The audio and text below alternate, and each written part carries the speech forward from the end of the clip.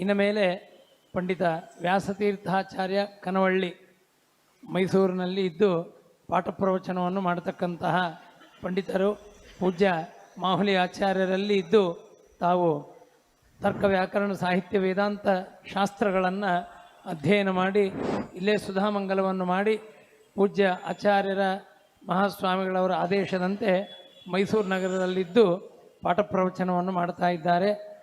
ಅವರು ಇನ್ನು ಮೇಲೆ ಕೃಷ್ಣನ ಬಾಲ್ಯಲೀಲೆಗಳು ಆ ವಿಷಯವನ್ನು ತಾವು ಹೇಳೋರಿದ್ದಾರೆ. ಸಮಯ 1 ತಾಸು. 6 ಮಂದಿ ವಿದ್ವಾಂಸರ ಪ್ರವಚನ ಆಗಬೇಕಾಗಿದೆ. 3 ಮಂದಿಯ ಪ್ರವಚನ ಈಗ, ಆಮೇಲೆ 1 ತಾಸು ಮತ್ತೆ ವಿಶ್ರಾಂತಿ ಕೊಟ್ಟು ಮತ್ತೆ 3 ಮಂದಿಯ ಪ್ರವಚನವಾಗೋದಿದೆ. ಹಾಗಾಗಿ ಸಮಯದ ಪರಿಪಾಲನೆ ಪಂಡಿತರಿಗೆ ಗೊತ್ತಿದೆ. ಅವರು ಸಂಕ್ಷೇಪ ವಿಸ್ತರಾಭ್ಯಾಮಿ ಪ್ರವದಂತಿ ಮನೀಷಿಣಃ. ಹಾಗಾಗಿ 1 ತಾಸಿನಲ್ಲಿ ತಮ್ಮ ಶ್ರೀ ಗುರುಭ್ಯೋ ನಮಃ. ಹರಿ ಓಂ. ಜನ್ಮಾದ್ಯಸ್ಯ ಯತೋನ್ವಯಾದಿತರತಶ್ಚಾರ್ಥೇಷ್ವಭಿಘ್ನಸ್ವರಾಟ್ ತೇನೇ ಬ್ರಹ್ಮಹೃದಾಯಾದಿಕವಯೇ ಮುಹ್ಯಂತಿ ಯಂ ಸೂರಯಃ ತೇಜೋ ವಾರಿಮೃದಾಂ ಯಥಾ ವಿನಿಮಯೋ ಯತ್ರ ತ್ರಿಸರ್ಗೋ ಮೃಷಾ ಧಾಮ್ನಾ ಸ್ವೇನ ಸದಾ ನಿರಸ್ತಕುಹಕಂ ಸತ್ಯಂ ಪರಂ ಧೀಮಹಿ. ಸರ್ವಮಂಗಲಮಾಂಗಲ್ಯೆ ಶಿವೆ ಸರ್ವಾರ್ಥಸಾಧಿಕೆ ಶರಣ್ಯೆ ತ್ರ್ಯಂಬಕೆ ದೇವಿ ನಾರಾಯಣಿ ನಮೋಸ್ತುತೆ. ಧರ್ಮವಿಜ್ಞಾನ ವೈರಾಗ್ಯ ಪರಮೈಶ್ವರ್ಯಶಾಲಿನಃ ಆನಂದತೀರ್ಥ ಭಗವತ್ಪಾದಾನ್ ವಂದೇ ನಿರಂತರಂ. ಆಪಾದಮೌಳಿಪರ್ಯಂತಂ ಗುರುಣಾಂ ಆಕೃತಿಂ ಸ್ಮರೇತ್ ತೇನ ವಿಘ್ನಾಃ ಪ್ರಣಶ್ಯಂತಿ ಸಿದ್ಧ್ಯಂತಿ ಚ ಮನೋರಥಾಃ. ಸತ್ಯಾಭಿಜ್ಞಕರಾಬ್ಜೋತ್ಥಾನ್ ಪಂಚಾಶದ್ವರ್ಷಪೂಜಕಾನ್ ಸತ್ಯಪ್ರಮೋದತೀರ್ಥಾರ್ಯಾನ್ ನೌಮಿನ್ಯಾಯ ಸುಧಾರತಾನ್. ಶಾಸ್ತ್ರೇಷು ಪಾರಧೃಶ್ವಾನಂ ಶಾಸ್ತ್ರಜ್ಞೇಷು ಚ ವತ್ಸಲಂ ದೀನಭಕ್ತೋದ್ಧಾರಕರಂ ಸತ್ಯಾತ್ಮಾನಂ ಗುರುಂ ಭಜೆ. ವಿದ್ಯಾಪೀಠ ವಿಧಾತಾರಂ ವಿದ್ಯಾವಾರಿಧಿ ಚಂದಿರಂ ವಿದ್ಯಾರ್ಥಿವತ್ಸಲಂ ವಂದೇ ಮಹಾಮಹಿಮ ಸದ್ಗುರುಂ. ಶ್ರೀ ಗುರುಭ್ಯೋ ನಮಃ. ಹರಿ ಓಂ ಹರಿ ಓಂ ಹರಿ ಓಂ. ಸ್ವಸ್ತ್ಯಸ್ತು ಅಶೇಷ ಸನ್ಮಂಗಲಾನಿ ಭವಂತು.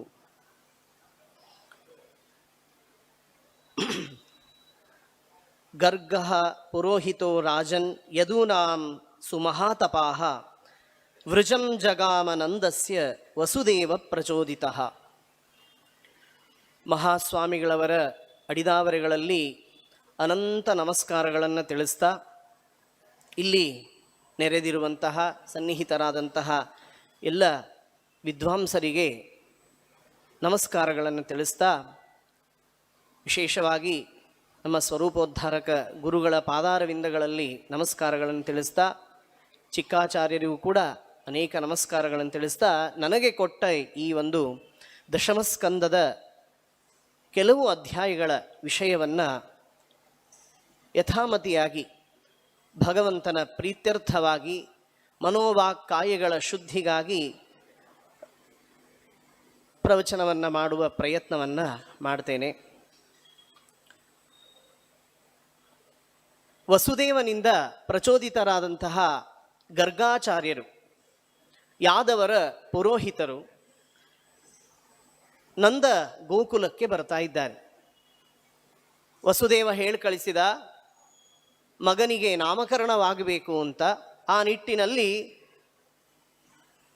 ನಂದನ ಮನೆಯಲ್ಲಿ ಬೆಳೀತಾ ಇರುವಂತಹ ಆ ಭಗವಂತನಿಗೆ ನಾಮಕರಣ ಮಾಡುವ ಉದ್ದೇಶದಿಂದ ಗರ್ಗಾಚಾರ್ಯರು ಬರ್ತಾ ಇದ್ದಾರೆ. ಬಂದಾಗ ಅವರನ್ನು ನಂದ ಸ್ವಾಗತ ಮಾಡ್ತಾನೆ. ಅದ್ಭುತವಾದಂತಹ ಸ್ವಾಗತ. ಆನರ್ಚ ಅಧೋಕ್ಷಜ ಧಿಯಾಂ ಪ್ರಣಿಪಾತ ಪುರಸ್ಸರಂ. ಭಾಗವತ ತಿಳಿಸ್ತಿದೆ. ನಮಸ್ಕಾರ ಮಾಡ್ತಾನೆ, ಸ್ವಾಗತ ಮಾಡ್ತಾನೆ. ಅಲ್ಲಿ ಒಂದು ಅನುಸಂಧಾನ ಇದೆ. ಏನು ಅಂದರೆ ಆನರ್ಚ ಅಧೋಕ್ಷಜ ಧಿಯಾಂ. ಅಧೋಕ್ಷಜ ಧಿಯಾ ಆನರ್ಚ. ನಾವು ಪ್ರತಿಯೊಬ್ಬ ವ್ಯಕ್ತಿಗಳಲ್ಲಿಯೂ ಕೂಡ ಅಧೋಕ್ಷಜನಾದ, ನಮ್ಮ ಕಣ್ಣಿಗೆ ಕಾಣದ ಆ ಒಂದು ಶಕ್ತಿಯನ್ನು, ಅನಂತ ಶಕ್ತಿಯುತನಾದ ಭಗವಂತನನ್ನು ಕಂಡು ನಮಸ್ಕಾರ ಮಾಡಬೇಕು. ಆನರ್ಚ, ಅರ್ಚನೆ ಮೊದಲಾದ ಈ ಪ್ರತಿಮೆಗಳಲ್ಲಿಯೂ ಕೂಡ ಹಾಗೇನೆ. ಪ್ರತಿಮೆಗಳಲ್ಲಿಯೂ ಕೂಡ ಚಲಾಚಲ ಪ್ರತಿಮೆಗಳಲ್ಲಿ ಭಗವಂತನನ್ನು ಕಾಣಬೇಕು. ಪ್ರಾಣದೇವರು, ಅವರ ಅಂತರ್ಯಾಮಿಯಾದ ಲಕ್ಷ್ಮೀದೇವಿ ಹಾಗೂ ಅವಳಲ್ಲಿ ಅಂತರ್ಯಾಮಿಯಾದ ಭಗವಂತನನ್ನು ಅಲ್ಲಿ ಕಂಡು ನಾವು ನಮಸ್ಕಾರ ಮಾಡಿದರೆ ಆಗ ಅದಕ್ಕೆ ಪೂರ್ಣವಾದ ಫಲ ಇದೆ ಅಂತ ಶಾಸ್ತ್ರ ತಿಳಿಸ್ತದೆ. ಆ ನಿಟ್ಟಿನಲ್ಲಿ ಆನರ್ಚ ಅಧೋಕ್ಷಜ ಧಿಯ ಪ್ರಣಿಪಾತ ಪುರಸ್ಸರಂ, ಅಲ್ಲಿ ಅದಕ್ಕೆ ಹೇಳ್ತಾರೆ ಎಲ್ಲರಲ್ಲಿಯೂ ಭಗವಂತ ಎಚ್ಚ ಕಿಂಚಿತ್ ಜಗತ್ಸರ್ವಂ ದೃಶ್ಯತೆ ಶ್ರೂಯತೆ ಪಿವ ಅಂತರ್ಬಹಿಶ್ಚ ತತ್ಸರ್ವಂ ವ್ಯಾಪ್ಯ ನಾರಾಯಣ ಸ್ಥಿತ, ಆದರೆ ಅವನು ಕಣ್ಣಿಗೆ ಕಾಣೋದಿಲ್ಲ. ಅದಕ್ಕೇನೆ ಅಲ್ಲಿ ಹೇಳ್ತಾರೆ ಅಧೋಕ್ಷಜ, ಭಗವಂತ ನಮ್ಮ ಈ ಜಡವಾದ ಕಣ್ಣುಗಳಿಗೆ ಕಾಣದ ಆ ಒಂದು ಭಗವಂತ ಅವ್ಯಕ್ತ ಸ್ವಭಾವನಾದ ಭಗವಂತನನ್ನು ಕಂಡು ನಮಸ್ಕಾರ ಮಾಡಿ ಸ್ವಾಗತವನ್ನು ಮಾಡ್ತಾ ಇದ್ದಾನೆ. ಅಲ್ಲಿ ಒಂದು ಮಾತು ಬರುತ್ತದೆ, ಮಹದ್ವಿಚಲನ್ ಋಣಾಂ ಗೃಹಿಣಾಂ ದೀನಚೇತಸಾಂ ನಿಶ್ರೇಯಸಾಯ ಭಗವಾನ್ ಕಲ್ಪತೆ ನಾನ್ಯಥಾ ಕ್ವಚಿತ್. ಮಹಿತಾತ್ಮರ ಸಂಚಾರ, ಜ್ಞಾನಿಗಳ ಭಗವದ್ಭಕ್ತರ ಸಂಚಾರ ಅದು ಗೃಹಸ್ಥಾಶ್ರಮಿಗಳ ಪಾಮರರ ಉದ್ಧಾರಕ್ಕಾಗಿ. ಗರ್ಗಾಚಾರ್ಯರ ಆಗಮನ, ಅವರ ಸಂದರ್ಶನ, ಅವರ ಜೊತೆಗೆ ಸಂಭಾಷಣ, ಈ ಎಲ್ಲವೂ ಕೂಡ ನಮ್ಮ ಅಂತಃಕರಣ ಶುದ್ಧಿಗಾಗಿ ಅಂತ ಹೇಳ್ತಾರೆ. ಸಂಸಾರೇಸ್ಮಿನ್ ಕ್ಷಣಾರ್ಧೋಪಿ ಸಂಸರ್ಗ ಸತ್ಸಂಗ ಶೇವಧಿರ್ನೃಣಾಂ, ಮೋಕ್ಷ ಸಾಧನವಾಗಿ ಬಿಡುತ್ತದೆ. ಒಂದು ಕ್ಷಣದ ಈ ಸಂಸಾರದಲ್ಲಿ ಒಂದು ಕ್ಷಣದ ಸಜ್ಜನರ ಸಂಸರ್ಗ ಅನ್ನೋದು ಮೋಕ್ಷ ಸಾಧನವಾಗಿ ಬಿಡುತ್ತದೆ. ಆ ನಿಟ್ಟಿನಲ್ಲಿ ಇಲ್ಲಿ ನಂದನ ಮನೆಗೆ ಗರ್ಗಾಚಾರ್ಯರು ಬಂದ ಹಾಗೆ ನಮ್ಮ ಮುಂಬೈ ನಗರಕ್ಕೆ, ನಮ್ಮ ಸತ್ಯಧ್ಯಾನ ವಿದ್ಯಾಪೀಠಕ್ಕೆ ಮಹಾಸ್ವಾಮಿಗಳವರ ಆಗಮನ ಇಲ್ಲಿ ಏನು ತೋರ್ತದೆ, ಏನು ಸೂಚಿಸ್ತದೆ ಅಂದರೆ ನೃಣಾಂ ಗೃಹೀಣಾಂ ದೀನಚೇತಸಾಂ ನಿಶ್ರೇಯಸಾಯ, ನಮ್ಮೆಲ್ಲರ ಭಾಗ್ಯ ಮಹಾಭಾಗ್ಯ. ಅಂತಹ ಮಹಾಸ್ವಾಮಿಗಳವರು ಶ್ರೀಮದಾಚಾರ್ಯರಿಂದ ಮೊದಲು ಮಾಡಿ ಎಲ್ಲ ಗುರುಗಳ ಸನ್ನಿಧಾನಕ್ಕೆ ಪಾತ್ರರಾದ ಆ ಸ್ವಾಮಿಗಳ ಆಗಮನವೇ ನಮ್ಮೆಲ್ಲರ ಭಾಗ್ಯೋದಯ. ಆ ನಿಟ್ಟಿನಲ್ಲಿ ಗರ್ಗಾಚಾರ್ಯರನ್ನು ಕಂಡ ಆ ನಂದನಂತೆ ನಾವು ಕೂಡ ನಮ್ಮ ಊರಿಗೆ, ನಮ್ಮ ವಿದ್ಯಾಪೀಠಕ್ಕೆ ಬಂದಂತಹ ಸ್ವಾಮಿಗಳವರು ಕೂಡ ಅವರೂ ಕೂಡ ಗರ್ಗಾಚಾರ್ಯರಂತೆ ಕೃಷ್ಣನ ನಾಮಸ್ಮರಣೆಯ ಮಹತ್ವವನ್ನು ಹೇಳಿಕೊಡ್ತಾ ಇದ್ದಾರೆ. ಆ ನಿಟ್ಟಿನಲ್ಲಿ ಅವರು ಬಂದ ಕೆಲಸ ಏನು, ಪ್ರಾರ್ಥನೆ ಮಾಡ್ಕೊಳ್ತಾನೆ ನಂದ, ಇಲ್ಲ ನಾಮಕರಣ ಮಾಡಬೇಕು ಅಂತ. ವಿಷಯ ತುಂಬ ಇದೆ, ಅತ್ಯಂತ ಸಂಕ್ಷಿಪ್ತವಾಗಿ ಪರಿವಿಡಿಯ ರೂಪದಲ್ಲಿ ಹೇಳಬೇಕಾಗಿದೆ. ಇಲ್ಲ ನಾಮಕರಣ ಸಂಸ್ಕಾರ ಮಾಡು, ಆದರೆ ರಹಸ್ಯದಲ್ಲಿ ಮಾಡೋಣ. ಯಾಕೆ ಅಂದರೆ ಆ ದುರ್ಗಾದೇವಿಯ ವಚನವನ್ನು ಕೇಳಿ ಕಂಸನಿಗೆ ಸಂದೇಹ ಬಂದಿದೆ. ನಾನು ಯಾದವರ ಪುರೋಹಿತ, ನಂದ ನೀನು ವಸುದೇವನ ಅತ್ಯಂತ ಪ್ರೀತಿ ಪಾತ್ರ. ಅಷ್ಟೇ ಅಲ್ಲ, ಹುಟ್ಟಿದ ದೇವಕಿಯ 8ನೆಯ ಮಗು ಅದು ಗಂಡು ಮಗು ಆಗಿರುತ್ತದೆ ಎನ್ನುವಂತಹ ನಿಶ್ಚಯ ಕಂಸನಿಗೆ ಆಗಲೇ ಇದೆ. ಆ ನಿಟ್ಟಿನಲ್ಲಿ ನಾನೇನಾದರೂ ಅತ್ಯಂತ ಪಬ್ಲಿಕ್ಕಾಗಿ ಎಲ್ಲರಿಗೂ ಗೊತ್ತಾಗುವ ಹಾಗೆ ಕೃಷ್ಣನಿಗೆ ನಾಮಕರಣ ಮಾಡಿಬಿಟ್ರೆ ಆಗ ನೀವೆಲ್ಲ ಯಾದವರು ಎಲ್ಲ ಅಂತ ತಿಳಿದು ನಿಮ್ಮನ್ನೇನಾದರೂ ಸಂಹಾರ ಮಾಡಿಬಿಟ್ರೆ ಆ ಅನರ್ಥಕ್ಕೆ ನಾನು ಕಾರಣನಾಗ್ತೇನೆ. ಅದಕ್ಕೆ ಇದನ್ನು ಅತ್ಯಂತ ರಹಸ್ಯದಲ್ಲಿ ಮಾಡೋಣ ಅಂತ ಹೇಳಿದರೆ ಆಗ ನಂದ ಮಾತಾಡ್ತಾನೆ, ಆಗಲಿ ಅಲಕ್ಷಿತೇಸ್ಮಿನ್ ರಹಸಿ ಮಾಮಕೈರಪಿ ಗೋವೃಜೆ, ನನ್ನವರಿಗೂ ಗೊತ್ತಾಗದೇ ಇದ್ದ ಹಾಗೆ ನೀವು, ಮಗು, ನಾನು ಹಾಗೂ ಯಶೋಧ ಇಷ್ಟಿದ್ದೇ ನಾಮಕರಣ ಮಾಡೋಣ. ಇಲ್ಲಿ ಒಂದು ಭಾಗವತ ನಮಗೆ ಸಂದೇಶ ತಿಳಿಸ್ತದೆ. ನಾವೆಲ್ಲ ಈ ಸಂಸ್ಕಾರ ಕಾರ್ಯಗಳನ್ನೆಲ್ಲ ಎಷ್ಟು ಪಬ್ಲಿಸಿಟಿಯಾಗಿ ಮಾಡ್ತಾ ಇದ್ದೇವೆ, ಎಷ್ಟು ಖರ್ಚು ಮಾಡ್ತೇವೆ. ಆ ಆಂತರ್ಯ ಹೇಳ್ತಾನೆ, ಕುರು ದ್ವಿಜಾತಿ ಸಂಸ್ಕಾರಂ ಸ್ವಸ್ತಿವಾಚನ ಪೂರ್ವಕಂ. ಇದು ಸಂಸ್ಕಾರ ಅನ್ನೋದು ಆತ್ಮೋದ್ಧಾರಕ್ಕಾಗಿ ಇರಬೇಕು. ಒಂದು ನಾಮಕರಣ, ಒಂದು ಸಣ್ಣ ಸಣ್ಣ ವಿಷಯಗಳನ್ನು ಕೂಡ ನಾವು ಪಬ್ಲಿಕ್ ಮಾಡಿಬಿಡ್ತೇವೆ. ಅದಲ್ಲ, ಶಾಸ್ತ್ರ ತಿಳಿಸ್ತದೆ ಇದು ಆತ್ಮೋದ್ಧಾರಕ್ಕಾಗಿ ಮಾಡಬೇಕಾದ ಸಂಸ್ಕಾರ, ಅದಕ್ಕಾಗಿ ರಹಸ್ಯದಲ್ಲಿಯೇ ಮಾಡ್ರಿ ಅಂತ ಹೇಳಿದಾಗ ಚಕಾರ ನಾಮಕರಣಂ ಗೂಢೋ ರಹಸಿ ಬಾಲಯೋಹೋ, ಬಲರಾಮನಿಗೂ ಹಾಗೂ ಕೃಷ್ಣನಿಗೂ ಇನ್ಮೇಲೆ ರಾಮ ಕೃಷ್ಣ ಎಂಬುದಾಗಿ ನಾಮಕರಣ ಮಾಡ್ತಾ ಇದ್ದಾರೆ. ಬಲರಾಮನಿಗೆ ರಾಮ ಅಂತ ಹೆಸರು ಇಡ್ತಾ ಇದ್ದಾರೆ, ಬಲ ಮತ್ತು ರಾಮ ಅಂತ. ಅದಕ್ಕೆ ಅನೇಕ ಅರ್ಥಗಳನ್ನು ಇಲ್ಲಿ ತಿಳಿಸ್ತಾರೆ. ಯದೂನಾಂ ಅಪೃಥಕ್ ಭಾವಾತ್ ಸಂಕರ್ಷಣಂ ಉಷಂತ್ಯುತ. ಯಾದವರಲ್ಲಿ ಭೇದವೇ ಹುಟ್ಟದೇ ಇದ್ದ ಹಾಗೆ ಮಾಡಿದ್ದಂತೆ ಬಲರಾಮ. ಹೀಗಾಗಿ ಅವನಿಗೆ ಸಂಕರ್ಷಣ, ಎಲ್ಲರ ಮನಸ್ಸನ್ನು ತನ್ನ ಒಂದು ವಿಶಿಷ್ಟವಾದ ಸಂಕರ್ಷಣ ಶಕ್ತಿಯಿಂದ ಸೌಮನಸ್ಯವನ್ನು ಉಂಟು ಮಾಡ್ತಾ ಇದ್ದಂತೆ ಬಲರಾಮ. ಯಾವ ಯಾದವರಲ್ಲಿಯೂ ವಿರೋಧವೇ ಬರದೇ ಇದ್ದ ಹಾಗೆ ಮಾಡ್ತಾ ಇದ್ದ ಅಂತ, ಅದಕ್ಕಾಗಿ ಅವನಿಗೆ ಸಂಕರ್ಷಣ ಅಂತ ಹೆಸರಿಡ್ತಾ ಇದ್ದಾರೆ. ಸರ್ವೇಷಾಂ ಮನಾಂಸಿ ಸಮ್ಯಕ್ ಕರ್ಷತಿ ಇತಿ ಸಂಕರ್ಷಣ ಅಂತ ಹೇಳ್ತಾ ಇದೆ. ಹೀಗೆ ಅನೇಕ ಅರ್ಥಗಳಿವೆ. ಇನ್ನು ಬಲಾಧಿಕ್ಯಾತ್ ಬಲಂ ವಿದುಹು, ಅವನಿಗೆ ಬಲ ಎಂಬುದಾಗಿ ಹೆಸರು. ಯಾಕಂದರೆ ಬಲಾಧಿಕ್ಯ, ಇದು ಬಲಾಧಿಕ್ಯ ಅನ್ನೋದು ದುರ್ಯೋಧನ ಬಲರಾಮನಿಗೆ ಕೊಟ್ಟಂತಹ ಒಂದು ರ್ಯಾಂಕ್ ಕೊಟ್ಟಿದ್ದಾನೆ. ಫಸ್ಟ್ ರ್ಯಾಂಕ್, ಸೆಕೆಂಡ್ ರ್ಯಾಂಕ್ ಅಂತ. ಆಗಿನ ಕಾಲದಲ್ಲಿ ಇಡೀ ಜಗತ್ತಿನಲ್ಲಿ ಅತ್ಯಂತ ಬಲಿಷ್ಠ ಅಂತಂದರೆ ದುರ್ಯೋಧನನ ಪ್ರಕಾರ ಭೀಮಸೇನ್ ದೇವರು. ಭೀಮಶ್ಚ ಬಲಭದ್ರಶ್ಚ ಮದ್ರರಾಜಶ್ಚ ವೀರ್ಯವಾನ್ ಚತುರ್ಥ ಕೀಚಕಶ್ಚೈವ ಅಂತ ದುರ್ಯೋಧನ ಹೇಳುವ ಮಾತು. ಎದುರಾಳಿ ಹೇಳುವ ಮಾತು, ಭೀಮಸೇನ್ ದೇವರು ಇಡೀ ಜಗತ್ತಿನಲ್ಲಿ ಭಾರೀ ಬಲಿಷ್ಠರು. ತದನಂತರದ ಸ್ಥಾನವೇ ಸಾಕ್ಷಾತ್ ಬಲರಾಮ ದೇವರು. ಸಂಕರ್ಷಣ ಅಂತ ಅವರಿಗೆ ಹೆಸರು. ಶೇಷಾವತಾರ, ಶುಕ್ಲಕೇಶಾವೇಶ ಅಂತಹ ಆ ಬಲರಾಮನಿಗೆ ಬಲ ಮತ್ತು ರಾಮ, ರಮಯತಿ ಇತಿ ರಾಮ, ಆನಂದ ಕೊಡ್ತಾನೆ, ಆದ್ದರಿಂದಾಗಿ ರಾಮ ಅಂತ. ಇನ್ನು ಕೃಷ್ಣನಿಗೆ ಕೃಷ್ಣ ಅಂತ ಹೆಸರಿಟ್ಟದ್ದನ್ನು ಸೂಚನೆ ಮಾಡ್ತಾ ಇದ್ದಾರೆ. ಆಸನ್ ವರ್ಣಾಸ್ತ್ರಯೋಹ್ಯಸ್ಯ ಗೃಹ್ಣತೋ ಅನುಯುಗಂ ತನೂಹು. ಯುಗ ಯುಗಗಳಲ್ಲಿ ಭಗವಂತ ಅನೇಕ ಬಣ್ಣದ ರೂಪಗಳನ್ನು ತಾಳ್ತಾನೆ. ಆ ಅವತಾರಗಳಲ್ಲಿ ವಿಶಿಷ್ಟವಾದ ಕಲರ್ ಭಗವಂತನು. ಶುಕ್ಲ ಹಯಗ್ರೀವಾದಿ ಅವತಾರಗಳಲ್ಲಿ ಶುಕ್ಲ ರೂಪ, ರಕ್ತಸ್ಥತ ಪರಶುರಾಮಾದಿ ಅವತಾರಗಳಲ್ಲಿ ರಕ್ತವರ್ಣ, ಪೀತಃ ನರಸಿಂಹಾವತಾರದಲ್ಲಿ ಪೀತ. ಇನ್ನು ಇದಾನೀಂ ಈ ಕಲಿಯುಗದಲ್ಲಿ ಕೃಷ್ಣತಾಂಗತಃ, ಕೃಷ್ಣ ಅಂತ ಆ ಕಾರ್ಷ್ಣ್ಯ, ಆ ಕಪ್ಪು ಬಣ್ಣ, ನೀಲಮೇಘ ಶ್ಯಾಮನಾದದ್ದರಿಂದಾಗಿ ಅವನಿಗೆ ಕೃಷ್ಣ ಅಂತ ಹೆಸರು ಇಟ್ಟದ್ದು ಸೂಚನೆ ಆಗ್ತಾ ಇದೆ.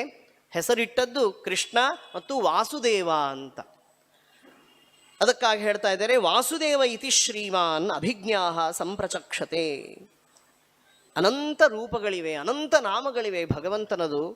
ಅನಂತ ನಾಮಗಳು. ಮತ್ಸ್ಯ, ಕೂರ್ಮ, ವರಾಹ, ನಾರಸಿಂಹ, ವಾಮನ, ಭಾರ್ಗವ, ರಾಘವ, ಕೃಷ್ಣ, ಬುದ್ಧ, ಕಲ್ಕಿ, ವಿಷ್ಣುರು ವಷಟ್ಕ, ವಿಶ್ವಂ ವಿಷ್ಣುರು ವಷಟ್ಕಾರೋ ಇತ್ಯಾದಿ ಸಹಸ್ರ ರೂಪಗಳು, ಅಜಿತಾದ್ಯನಂತ ರೂಪಗಳು, ಅನಂತ ನಾಮಗಳು. ಅಂತಹ ಭಗವಂತನಿಗೆ ಗರ್ಗಾಚಾರ್ಯರು ನಾಮಕರಣ ಮಾಡಿದರು ಅಂತ ಮೇಲ್ನೋಟಕ್ಕೆ ತೋರ್ತದೆ. ಅದಕ್ಕೆ ವಾದಿರಾಜರು ಇಲ್ಲಿ ಒಂದು ವಿಷಯ ಹೇಳ್ತಾರೆ, ಅದು ಗರ್ಗಾಚಾರ್ಯರು ನಾಮಕರಣ ಮಾಡಿದ್ದಲ್ಲವಂತೆ.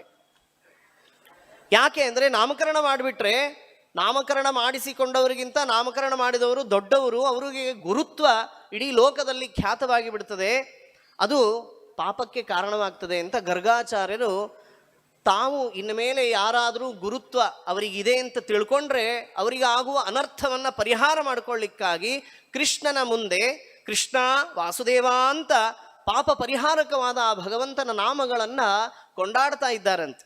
ಮುಂದೆ ನನಗೇನಾದರೂ ಯಾರಾದರೂ ಗರ್ಗಾಚಾರ್ಯರು ಕೃಷ್ಣನಿಗೆ ಗುರುಗಳು ಅಂತ ಯಾರಾದರೂ ಹೇಳಿದ್ದನ್ನು ನಾನು ಕೇಳಿಸ್ಕೊಂಡ್ಬಿಟ್ರೆ ನನಗೆ ಇಷ್ಟು ಪಾತಕ ಆಗುತ್ತೆ, ಅನರ್ಥವಾಗುತ್ತೆ, ಅದರ ಪರಿಹಾರಕ್ಕಾಗಿ ನಾನು ಇಲ್ಲಿ ನಾಮಕರಣ ಮಾಡುವ ನೆಪದಲ್ಲಿ ಅವನ ನಾಮಸ್ಮರಣೆ ಮಾಡ್ತಾ ಇದ್ದೇನೆ ಅಂತ. ಆ ನಿಟ್ಟಿನಲ್ಲಿ ಪುರಂದರದಾಸರು ಬಹಳ ಅದ್ಭುತವಾದ ಉಗಾಭೋಗಗಳ ಮೂಲಕ ನಾಮಸ್ಮರಣೆ ಮಹತ್ವವನ್ನು, ಕೃಷ್ಣ ಅನ್ನುವ ನಾಮ, ವಾಸುದೇವ ಅನ್ನುವ ನಾಮದ ಆ ಅರ್ಥ, ಅದರ ಫಲ, ಅದರ ಉಪಕಾರ ಎಷ್ಟಿದೆ ನಮ್ಮ ಸಾಮಾನ್ಯರಿಗೆ ಅಂತನ್ನೋದನ್ನು ತಿಳಿಸ್ತಾರೆ. ಕೃಷ್ಣ ನಾಮದ ಕಿಡಿ ಬಿದ್ದು ದುರಿತವು ಬೇವುದ ಕಂಡೆ. ಕೃಷ್ಣ ನಾಮದ ಕಿಡಿ ಬಿದ್ದು ದುರಿತವು ಬೇವುದ ಕಂಡೆ. ಬೆಟ್ಟದಂಥ ದುರಿತವು ಸುತ್ತುಮುತ್ತು ಇರಲಾಗಿ ಕೃಷ್ಣ ನಾಮದ ಕಿಡಿ ಬಿದ್ದು ದುರಿತವು ಬೇವುದ ಕಂಡೆ. ಎಲೆ ಎಲೆ ದುರಿತವೇ ಮರಳಿ ನೋಡದೆ ಹೋಗು, ತಿರುಗಿ ನೋಡದೆ ಹೋಗು ಎನ್ನೊಡೆಯ ಎನ್ನೊಡೆಯ ಪುರಂದರ ವಿಠಲ ಕಂಡರೆ ಶಿರವ ಚಂಡಾಡುವನು ತಿರುಗಿ ನೋಡದೆ ಹೋಗು. ಏ ದುರಿತ, ಏ ಪಾಪ ಪಾತಕಗಳಿಗೆ ಹೆದರಿಸಿ ಓಡಿಸುವಂತಹ ಶಕ್ತಿ ನಮ್ಮಲ್ಲಿ ಬರೋದು ಆ ಕೃಷ್ಣನ ನಾಮಸ್ಮರಣೆಯಿಂದ ಅಂತ. ನಾವು ಪಾಪಗಳಿಗೆ ಹೆದರಬೇಕಾಗಿಲ್ಲ, ಅಂದ ಮಾತ್ರಕ್ಕೆ ಪಾಪ ಮಾಡಿ ಕೃಷ್ಣ ಅಂತ ಅಂದುಬಿಟ್ರೆ ಆಯಿತು ಅಂತ ಅಲ್ಲ. ಕೃತೆ ಪಾಪೇ ಅನುತಾಪೋ ವೈ ಯಸ್ಯ ಪುಂಸ ಪ್ರಜಾಯತೆ ಪ್ರಾಯಶ್ಚಿತ್ತಂ ತು ತಸ್ಯೋಕ್ತಂ ಹರಿಸಂಸ್ಮರಣಂ ಪರಂ. ಮಾಡಿದಾಗ, ಪಾಪ ಮಾಡಿದಾಗ ಯಾವ ಮನುಷ್ಯನಿಗೆ ಅನುತಾಪವಾಗ್ತದೆ ಆಗ ನಾವು ಪಶ್ಚಾತ್ತಾಪದಿಂದ ಪ್ರಾಯಶ್ಚಿತ್ತ ರೂಪವಾಗಿ ಆ ಭಗವಂತನ ನಾಮವನ್ನು ಅರ್ಥಾನುಸಂಧಾನ ಪೂರ್ವಕವಾಗಿ ಭಕ್ತಿಯಿಂದ ಹೇಳಿದಾಗ ಮಾತ್ರ ನಮ್ಮ ಪಾಪಗಳು ಪರಿಹಾರವಾಗ್ತವೆ. ಆ ಶಕ್ತಿ ಭಗವಂತನ ನಾಮದಲ್ಲಿದೆ, ಕೃಷ್ಣ ಅಂತನ್ನುವ ನಾಮದಲ್ಲಿದೆ. ಇನ್ನೊಂದು ಕಡೆಗೆ ವ್ಯಾಸರಾಜರು ಹೇಳ್ತಾರೆ, ಜಾರತ್ವವನು ಮಾಡಿದ ಪಾಪಗಳಿಗೆಲ್ಲ ಹೇ ಗೋಪಿ ಜನಜಾರ ಎಂದರೆ ಸಾಲದೆ, ಚೋರತ್ವವನು ಮಾಡಿದ ಪಾಪಗಳಿಗೆಲ್ಲ ಹೇ ನವನೀತ ಚೋರ ಎಂದರೆ ಸಾಲದೆ, ಕ್ರೂರತ್ವವನು ಮಾಡಿದ ಪಾಪಗಳಿಗೆಲ್ಲ ಹೇ ಮಾವನ ಕೊಂದವ ಮಾವನ ಕೊಂದವ ಎಂದರೆ ಸಾಲದೆ, ಪ್ರತಿ ದಿವಸ ಮಾಡಿದ ಪಾಪಗಳಿಗೆಲ್ಲ ಹೇ ಪತಿತ ಪಾವನ ಪತಿತ ಪಾವನ ಪತಿತ ಪಾವನ ಎಂದರೆ ಸಾಲದೆ. ವ್ಯಾಸರಾಜರು ಹೇಳ್ತಾರೆ, ಕೃಷ್ಣ ನವನೀತ ಚೋರ, ಮಾವನ ಕೊಂದವ ಅಂತ ಹೇಳಿದರೆ ಸಾಕು, ಪ್ರತಿ ದಿವಸ ಮಾಡಿದ ಪಾಪಗಳ ಪರಿಹಾರವಾಗಿ ಬಿಡುತ್ತದೆ ಅಂತ.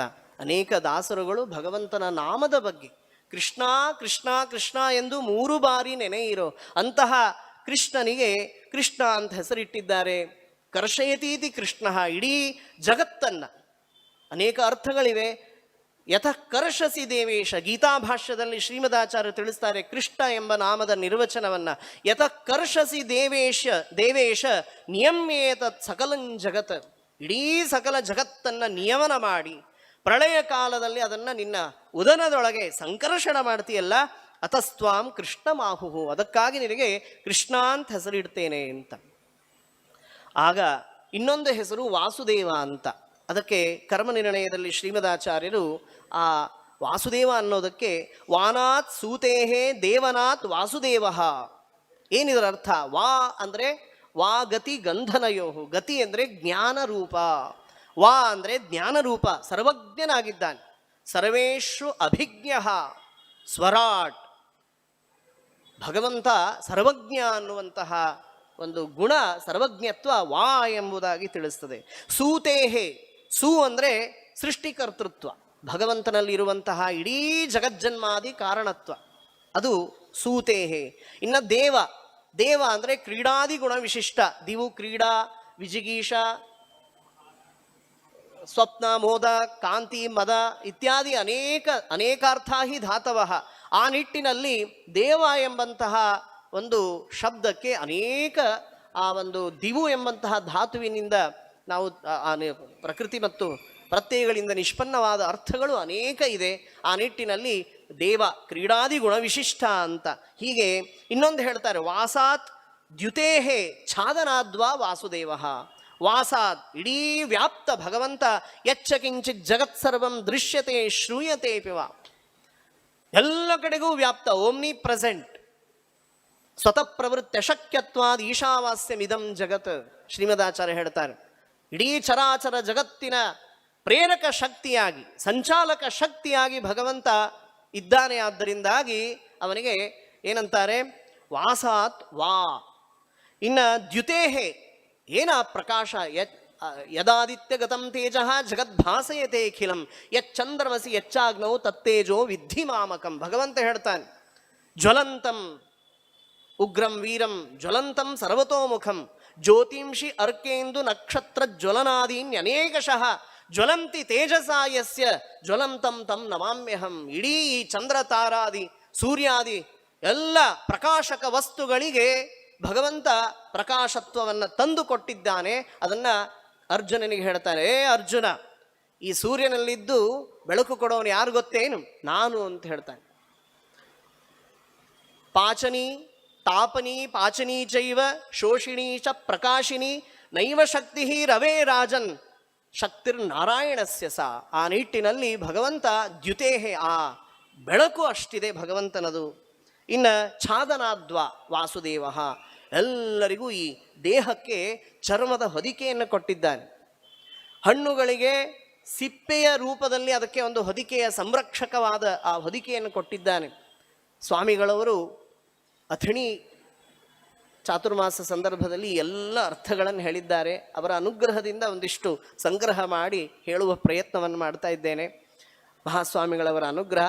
ಆ ನಿಟ್ಟಿನಲ್ಲಿ ಹೀಗೆ ಅನೇಕ, ಇನ್ನು ವ ಅಂದರೆ ಬಲಸ್ವರೂಪ, ಅಸು ಅಂದರೆ ಪ್ರಾಣದಾನಾತ್ ಇತ್ಯಾದಿಯಾಗಿ ಅನೇಕ ಅರ್ಥ ಮಾಡ್ತಾರೆ. ಆದ್ದರಿಂದ ವಾಸುದೇವ, ವಾಸನಾದ್ ವಾಸುದೇವೋಸಿ ವಾಸಿತಂತೆ ಜಗತ್ರಯಂ ಅಂತ ಹೇಳಿದಾಗ ಒಂದು ಭವಿಷ್ಯವನ್ನು ನುಡಿದು ಹೇಳ್ತಾರೆ, ಅನೇನ ಸರ್ವದುರ್ಗಾಣಿ ಯೂಯಂ ಅಂಜಃ ತರಿಷ್ಯಥ. ಈ ಮಗುವಿನ ನಾಮಸ್ಮರಣೆಯಿಂದ, ಈ ಮಗುವಿನ ದರ್ಶನದಿಂದ ನೀವೆಲ್ಲ ಯಾದವರು ಮತ್ತೆ ದುರ್ಗಗಳನ್ನು, ಭಯಾನಕವಾದ ಕಂಟಕಗಳನ್ನು, ಪಾತಕಗಳನ್ನು ಪರಿಹಾರ, ಆಪತ್ತುಗಳನ್ನು ಪರಿಹಾರ ಮಾಡ್ಕೊಳ್ತೀರಿ ಅಂತ ಹೇಳಿ ಹೋಗ್ತಾರೆ. ಇವನು ಸಾಕ್ಷಾತ್ ನಾರಾಯಣ, ಆತ್ಮಜೋಯಂತೆ ನಾರಾಯಣ ಸಮೋ ಗುಣೈಹಿ, ಇವನು ನಾರಾಯಣ ಅಂತ ಹೇಳಿ ಹೋಗ್ತಾನೆ. ಮುಂದೆ ಅಂಬೆಗಾಲಿಡ್ತಾ ಬರ್ತಾ ಇದ್ದಾನೆ ಭಗವಂತ. ಅಂಬೆಗಾಲಿ ಕೂತಲಿ ಬಂದ ಗೋವಿಂದ ಅಂಬುಜನಾಭನು ದಯದಿಂದ ನಮ್ಮ ಮನೆಗೆ. ಪುರಂದರದಾಸರಂತಾರೆ, ದಶಾವತಾರ ಕಂಡುಬಿಟ್ರು. ಪ್ರಾಯ ಆ ಗೋಪಿಕಾ ಸ್ತ್ರೀಯರು ಆ ಕೃಷ್ಣನನ್ನು ಅಂಬೆಗಾಲಿಡ್ತಾ ಬರುವಾಗ ದಶಾವತಾರದ ಸ್ಮರಣೆಯನ್ನು ಮಾಡಿದ್ದಾರೆ. ಅಂಬೆಗಾಲಿ ಕೂತಲಿ ಜಲಚರ ಜಲವಾಸ ಧರಣಿಧರ ಮೃಗರೂಪ ನೆಲನಳಿದು ಮೂರಡಿಯ ಮಾಡಿ ಬಂದ ಕುಲನಾಶವನವಾಸಿ ನವನೀತ ಚೋರನಿವ ನಾರಿಯರ ವೃತ ಭಂಗವಾಹನ ತುರಂಗ ಅಂಬೆಗಾಲಿ ಕೂತಲಿ ಬಂದ ಗೋವಿಂದ.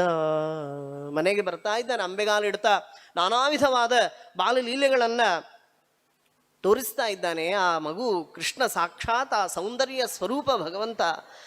ಏನು ಅವನ ಆ ಮುಗುಳು ನಗೆ, ಆ ಕಣ್ಣುಗಳು ಅರಳು ಕಂಗಳುಗಳು, ಅವನ ಆ ನಾಸಿಕ, ಆ ಸಂಪಿಗೆಯ ಆ ಸೋಂಪನ್ನು ಕೂಡ ಧಿಕ್ಕರಿಸುವ ಆ ನಾಸಿಕ, ಅವನ ಹಣೆ, ಆ ಲಲಾಟ, ಆ ವಿಜೃಂಭಣದಿಂದ ಸಮಸ್ತ ಪ್ರಪಂಚವನ್ನು ನಿಯಮನ ಮಾಡುವ ಆ ಭ್ರೂಭಂಗ, ಅದೆಲ್ಲ ಆ ಕೋಮಲವಾದ ಪಾದಗಳು, ಆ ಕರಗಳು, ಅವನ ತುಟಿ, ಅದನ್ನೆಲ್ಲ ನೋಡ್ತಾ ಇದ್ರೆ ಪಂಕಾಂಗ ರಾಗ ರುಚಿರವು ಉಪಗೃಹ್ಯ ದೌರ್ಭ್ಯಾಂ ಎತ್ತಿ ಅಪ್ಪಿ ಮುದ್ದಾಡಿ ಆ ಯಶೋದೆ ದತ್ವಾ ಸ್ತನಂ ಪ್ರಬಿಬದೋಹೋ ಸ್ಮ ಮುಖಂ ನಿರೀಕ್ಷೆ. ಆ ಮುಖವನ್ನು ನೋಡ್ತಾ ಇದ್ದಾಳೆ, ಹಾಲನ್ನು ಕುಡಿಸ್ತಾ ಇದ್ದಾಳೆ.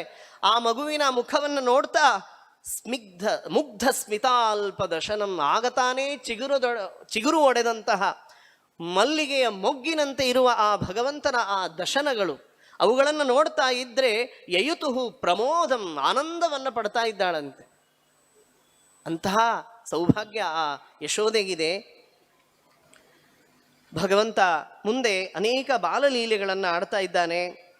ಅಂಬೆಗಾಲಿ ಇಟ್ಟು ಬರುವಾಗ ವಾದಿರಾಜರು ಒಂದು ಉತ್ಪ್ರೇಕ್ಷೆ ಮಾಡ್ತಾರೆ. ಏನು ಅಂದರೆ, ಯಾವಾಗಲೂ ದೊಡ್ಡ ಹೊಟ್ಟೆ ಇದ್ದರೆ ಅದು ಶ್ರೀಮಂತಿಕೆಯ ಸೂಚಕ. ನಮ್ಮ ದೇವರು ಪ್ರಳಯ ಕಾಲದಲ್ಲಿ ಭಾರೀ ಶ್ರೀಮಂತ ಇದ್ದಂತೆ. ಯಾಕಂದರೆ ಇಡೀ ಜಗತ್ತನ್ನೆಲ್ಲ ಹೊಟ್ಟೆಯಲ್ಲಿ ಇಟ್ಕೊಂಡು ಹೊಟ್ಟೆ ದೊಡ್ಡದಾಗಿತ್ತಂತೆ, ಶ್ರೀಮಂತರಂತೆ ಕಂಡಿದ್ದಂತೆ.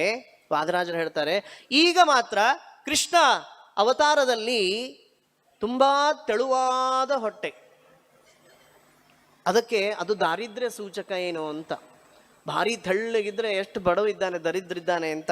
ಅದಕ್ಕೆ ದೇವರಿಗೇನೋ ಸ್ವಲ್ಪ ನಾಚಿಕೆ ಆತಂತೆ. ಆ ತೆಳುವಾದ ಹೊಟ್ಟೆಯನ್ನು ನಾನೇನಾದರೂ ಜಗತ್ತಿಗೆ ತೋರಿಸ್ಬಿಟ್ರೆ ಎಲ್ಲರೂ ಇವನು ಶ್ರೀಮಂತ ಇದ್ದ ಮೊದಲು, ಈಗ ಬಡವನಾಗಿದ್ದಾನೆ ಅಂತ ಯಾರಾದರೂ ತಿಳ್ಕೊಂಡ್ಬಿಟ್ರೆ ಅಂತ ಆ ರೀತಿಯಾಗಿ ತನ್ನ ಹೊಟ್ಟೆಯನ್ನು ಕಾಣಿಸದೇ ಇದ್ದ ಹಾಗೆ ಬಗ್ಗಿ ನಡೀತಾ ಇದ್ದಾನೇನೋ ಅಂತ ವಾದರಾಜರು ಹೇಳ್ತಾರೆ. ಹೀಗೆ ಅನೇಕ ಉತ್ಪ್ರೇಕ್ಷೆಗಳಿಂದ ಆ ಕೃಷ್ಣಾವತಾರದ ಸಾರ್ವಭೌಮತೆಯನ್ನು ವ್ಯಕ್ತಪಡಿಸ್ತಾರೆ.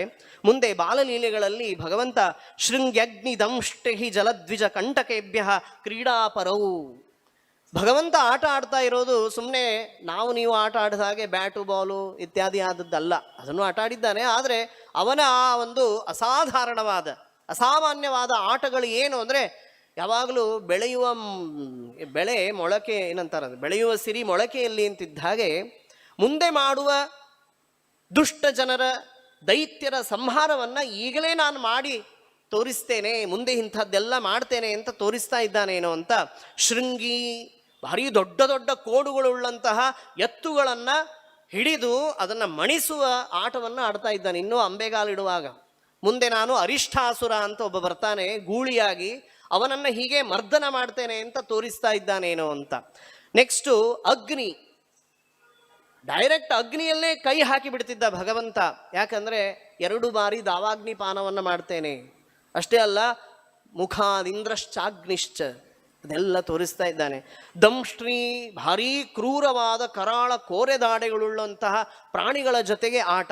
ಯಾಕಂದರೆ ಮುಂದೆ ಕೇಶಿ ಅಂತ ಕುದುರೆಯ ವೇಷದಿಂದ ಬಂದು ಭಗವಂತನ ಆ ಕೈಯನ್ನು ತನ್ನ ಹಲ್ಲಿನಿಂದ ಕಡಿಯಲು ಹೋಗಿ ಹಲ್ಲು ಮುರುಕೊಂಡು ಬಿದ್ದಂತಹ ಕೇಶಿ ಮುಂದೆ ಹೀಗೆ ಅವನನ್ನು ಸಂಹಾರ ಮಾಡ್ತೇನೆ ಅಂತ ತೋರಿಸಿದ ಅಂತ. ಇನ್ನು ಅಹಿ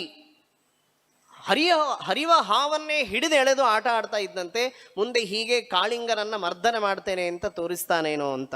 ಹೀಗೆ ಶೃಂಗಿ ಅಗ್ನಿ ದಂಷ್ಟ್ರೇಹಿ ಜಲದ್ವಿಜ ಕಂಟಕೇಭ್ಯ, ದ್ವಿಜ ಅಂದರೆ ಪಕ್ಷಿಗಳು.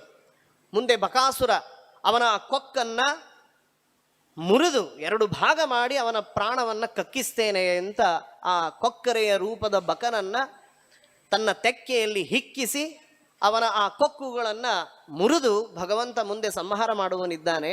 ಅದನ್ನು ಈಗಲೇ ಪಕ್ಷಿಗಳ ಜೊತೆಗೆ ಆಟ ಆಡುವ ನೆಪದಲ್ಲೇ ಅದನ್ನು ತೋರಿಸ್ತಾನೇನೋ ಅಂತ. ಹೀಗೆ ಇಷ್ಟೆಲ್ಲ ಮಾಡ್ತಾ ಇದ್ರೆ ಯಶೋದೆಗೆ ಭಯ, ಅಗ್ನಿ ಇದೆಯೋ ಈ ಕಡೆ ಬಾ, ಅಲ್ಲಿ ಹೋಗಬೇಡ ಅಂತ ಕರ್ಕೊಂಡ್ಬಂದ್ರೆ ಅಲ್ಲಿ ಹಾವಿನ ಹತ್ರ ಹೋಗೋದು, ನೀರಿನಲ್ಲಿ ಬೀಳೋದು, ಇದನ್ನೆಲ್ಲ ಮಾಡ್ತಾ ಇದ್ರೆ ಯಾವಾಗಲೂ ಎತ್ತಿಕೊಂಡೇ ಇರಬೇಕಾಗ್ತಿತ್ತಂತೆ ಯಶೋದೆಗೆ. ಮನೆ ಕೆಲಸ ಯಾರು ಮಾಡೋರು? ಮನೆ ಕೆಲಸ ಮಾಡಲಿಕ್ಕೇನೆ ಅವರಿಗೆ ಸಮಯ ಸಿಗ್ತಾ ಇರಲಿಲ್ಲಂತೆ. ಅದನ್ನು ದಾಸರು ಹೇಳ್ತಾರೆ, ಗುಣನಿಧಿಯೇ ನಿನ್ನ ಎತ್ತಿಕೊಂಡಿದ್ದರೆ ಮನೆಯ ಕೆಲಸವಾರು ಮಾಡುವರಯ್ಯ, ಮನಕ್ಕೆ ಸುಖ ನಿದ್ರೆಯ ತಂದುಕೋ ಬೇಗ, ಫಣಿಶಯನನೆ ನಿನ್ನ ಪಾಡಿ ತೂಗುವೆನು ಜೋ ಜೋ. ಮಲ್ಕೊಳಪ್ಪ, ಸ್ವಲ್ಪ ಮನೆ ಕೆಲಸ ಮಾಡ್ತೀನಿ ಅಂತಂತ ಇದ್ಲಂತೆ. ಮುಂದೆ ಅಂಬೆಗಾಲಿಡೋದು ಮುಗೀತು, ನಡೀತಾ ಇದ್ದಾನೆ ಭಗವಂತ. ವಯಸ್ಸೈಹಿ ವ್ರಜಬಾಲಕೈಹಿ ಅಘೃಷ್ಟ ಜಾನುಭಿಹಿ ಪದ್ಭಿಹಿ ವಿಚಕ್ರಮತು ರಂಜಸ. ಇನ್ನು ಅಂಬೆಗಾಲಿಡೋದಿಲ್ಲ, ಡೈರೆಕ್ಟ್ ನಡೀತಾ ಇದ್ದಾನೆ. ಇಡೀ ಜಗಚ್ಚಾಲಕ ನಡೆಯುವ ಒಂದು ಲೀಲೆಯನ್ನು ತೋರಿಸಿ ಆನಂದವನ್ನು ಉಂಟು ಮಾಡ್ತಾ ಇದ್ದಾನೆ. ಎಲ್ಲ ಗೋಪಾಲಕರ ಜೊತೆಗೆ ನಡೀತಾ ಇದ್ದಾನೆ.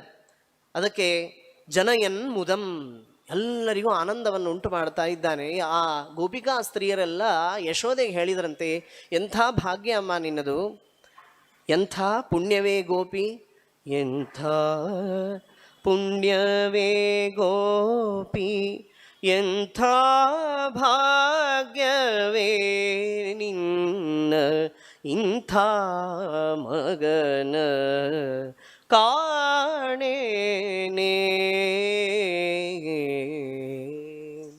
ಚಿಂತಿಸಿದರು ದೊರಕ ಚೆಲುವರಾಜ ಗೋಪಾಲ, ಚಿಂತೆಯೆಲ್ಲವೂ ಪೋಪುದೆ, で ಕೇಳೆ ಯಶೋದೆ. ಚಿಂತೆಯೆಲ್ಲವೂ ಪೋಪುದೆ, ಕೇಳೆ ಯಶೋದೆ. ಕೇಳೆ ಯಶೋದೆ. ಅಂತ. ಎಂಥ ಪುಣ್ಯ ಮಾಡಿ ಇಂಥ ಮಗನನ್ನು ಪಡೆದಿದ್ದೀಯಮ್ಮ. ಚಿಂತಿಸಿದರೂ ದೊರಕದ ಈ ಚಿಂತಾಮಣಿಯನ್ನು ನೋಡ್ತಾ ಇದ್ರೆ ನಮ್ಮ ಚಿಂತೆಯೇ ಕಳೆದು ಹೋಗಿಬಿಡ್ತದೆ ಅಂತ ಅಂದವರು ಮುಂದೆ ಕಂಪ್ಲೇಂಟ್ ಹೇಳಿಕ್ ಬಂದರು. ಎಂಥ ಪುಣ್ಯ ಮಾಡಿದ್ದಿ ಅಂತ ಹೇಳಿಕ್ ಬಂದವರು ಆ ಬಾಲಲೀಲೆಗೆ ಸೋತು ಕಳ್ಳತನ ಪ್ರಾರಂಭವಾಗಿದೆ. ಭಗವಂತ ಮನೆ ಮನೆಗೆ ಹೋಗಿ ಪಾಲ್ ಬೆಣ್ಣೆ ಮೊಸರುಗಳನ್ನೆಲ್ಲ ಕದೀತಾ ಇದ್ದಾನೆ. ಆಗ ಬಾಲಲೀಲೆಗಳನ್ನು ಇಲ್ಲಿ ಹೇಳ್ತಾ ಇದ್ದಾರೆ. ಏನೇನೋದು ಕಂಪ್ಲೇಂಟ್ ಮೂಲಕ ಹೇಳ್ತಾ ಇದ್ದಾರೆ.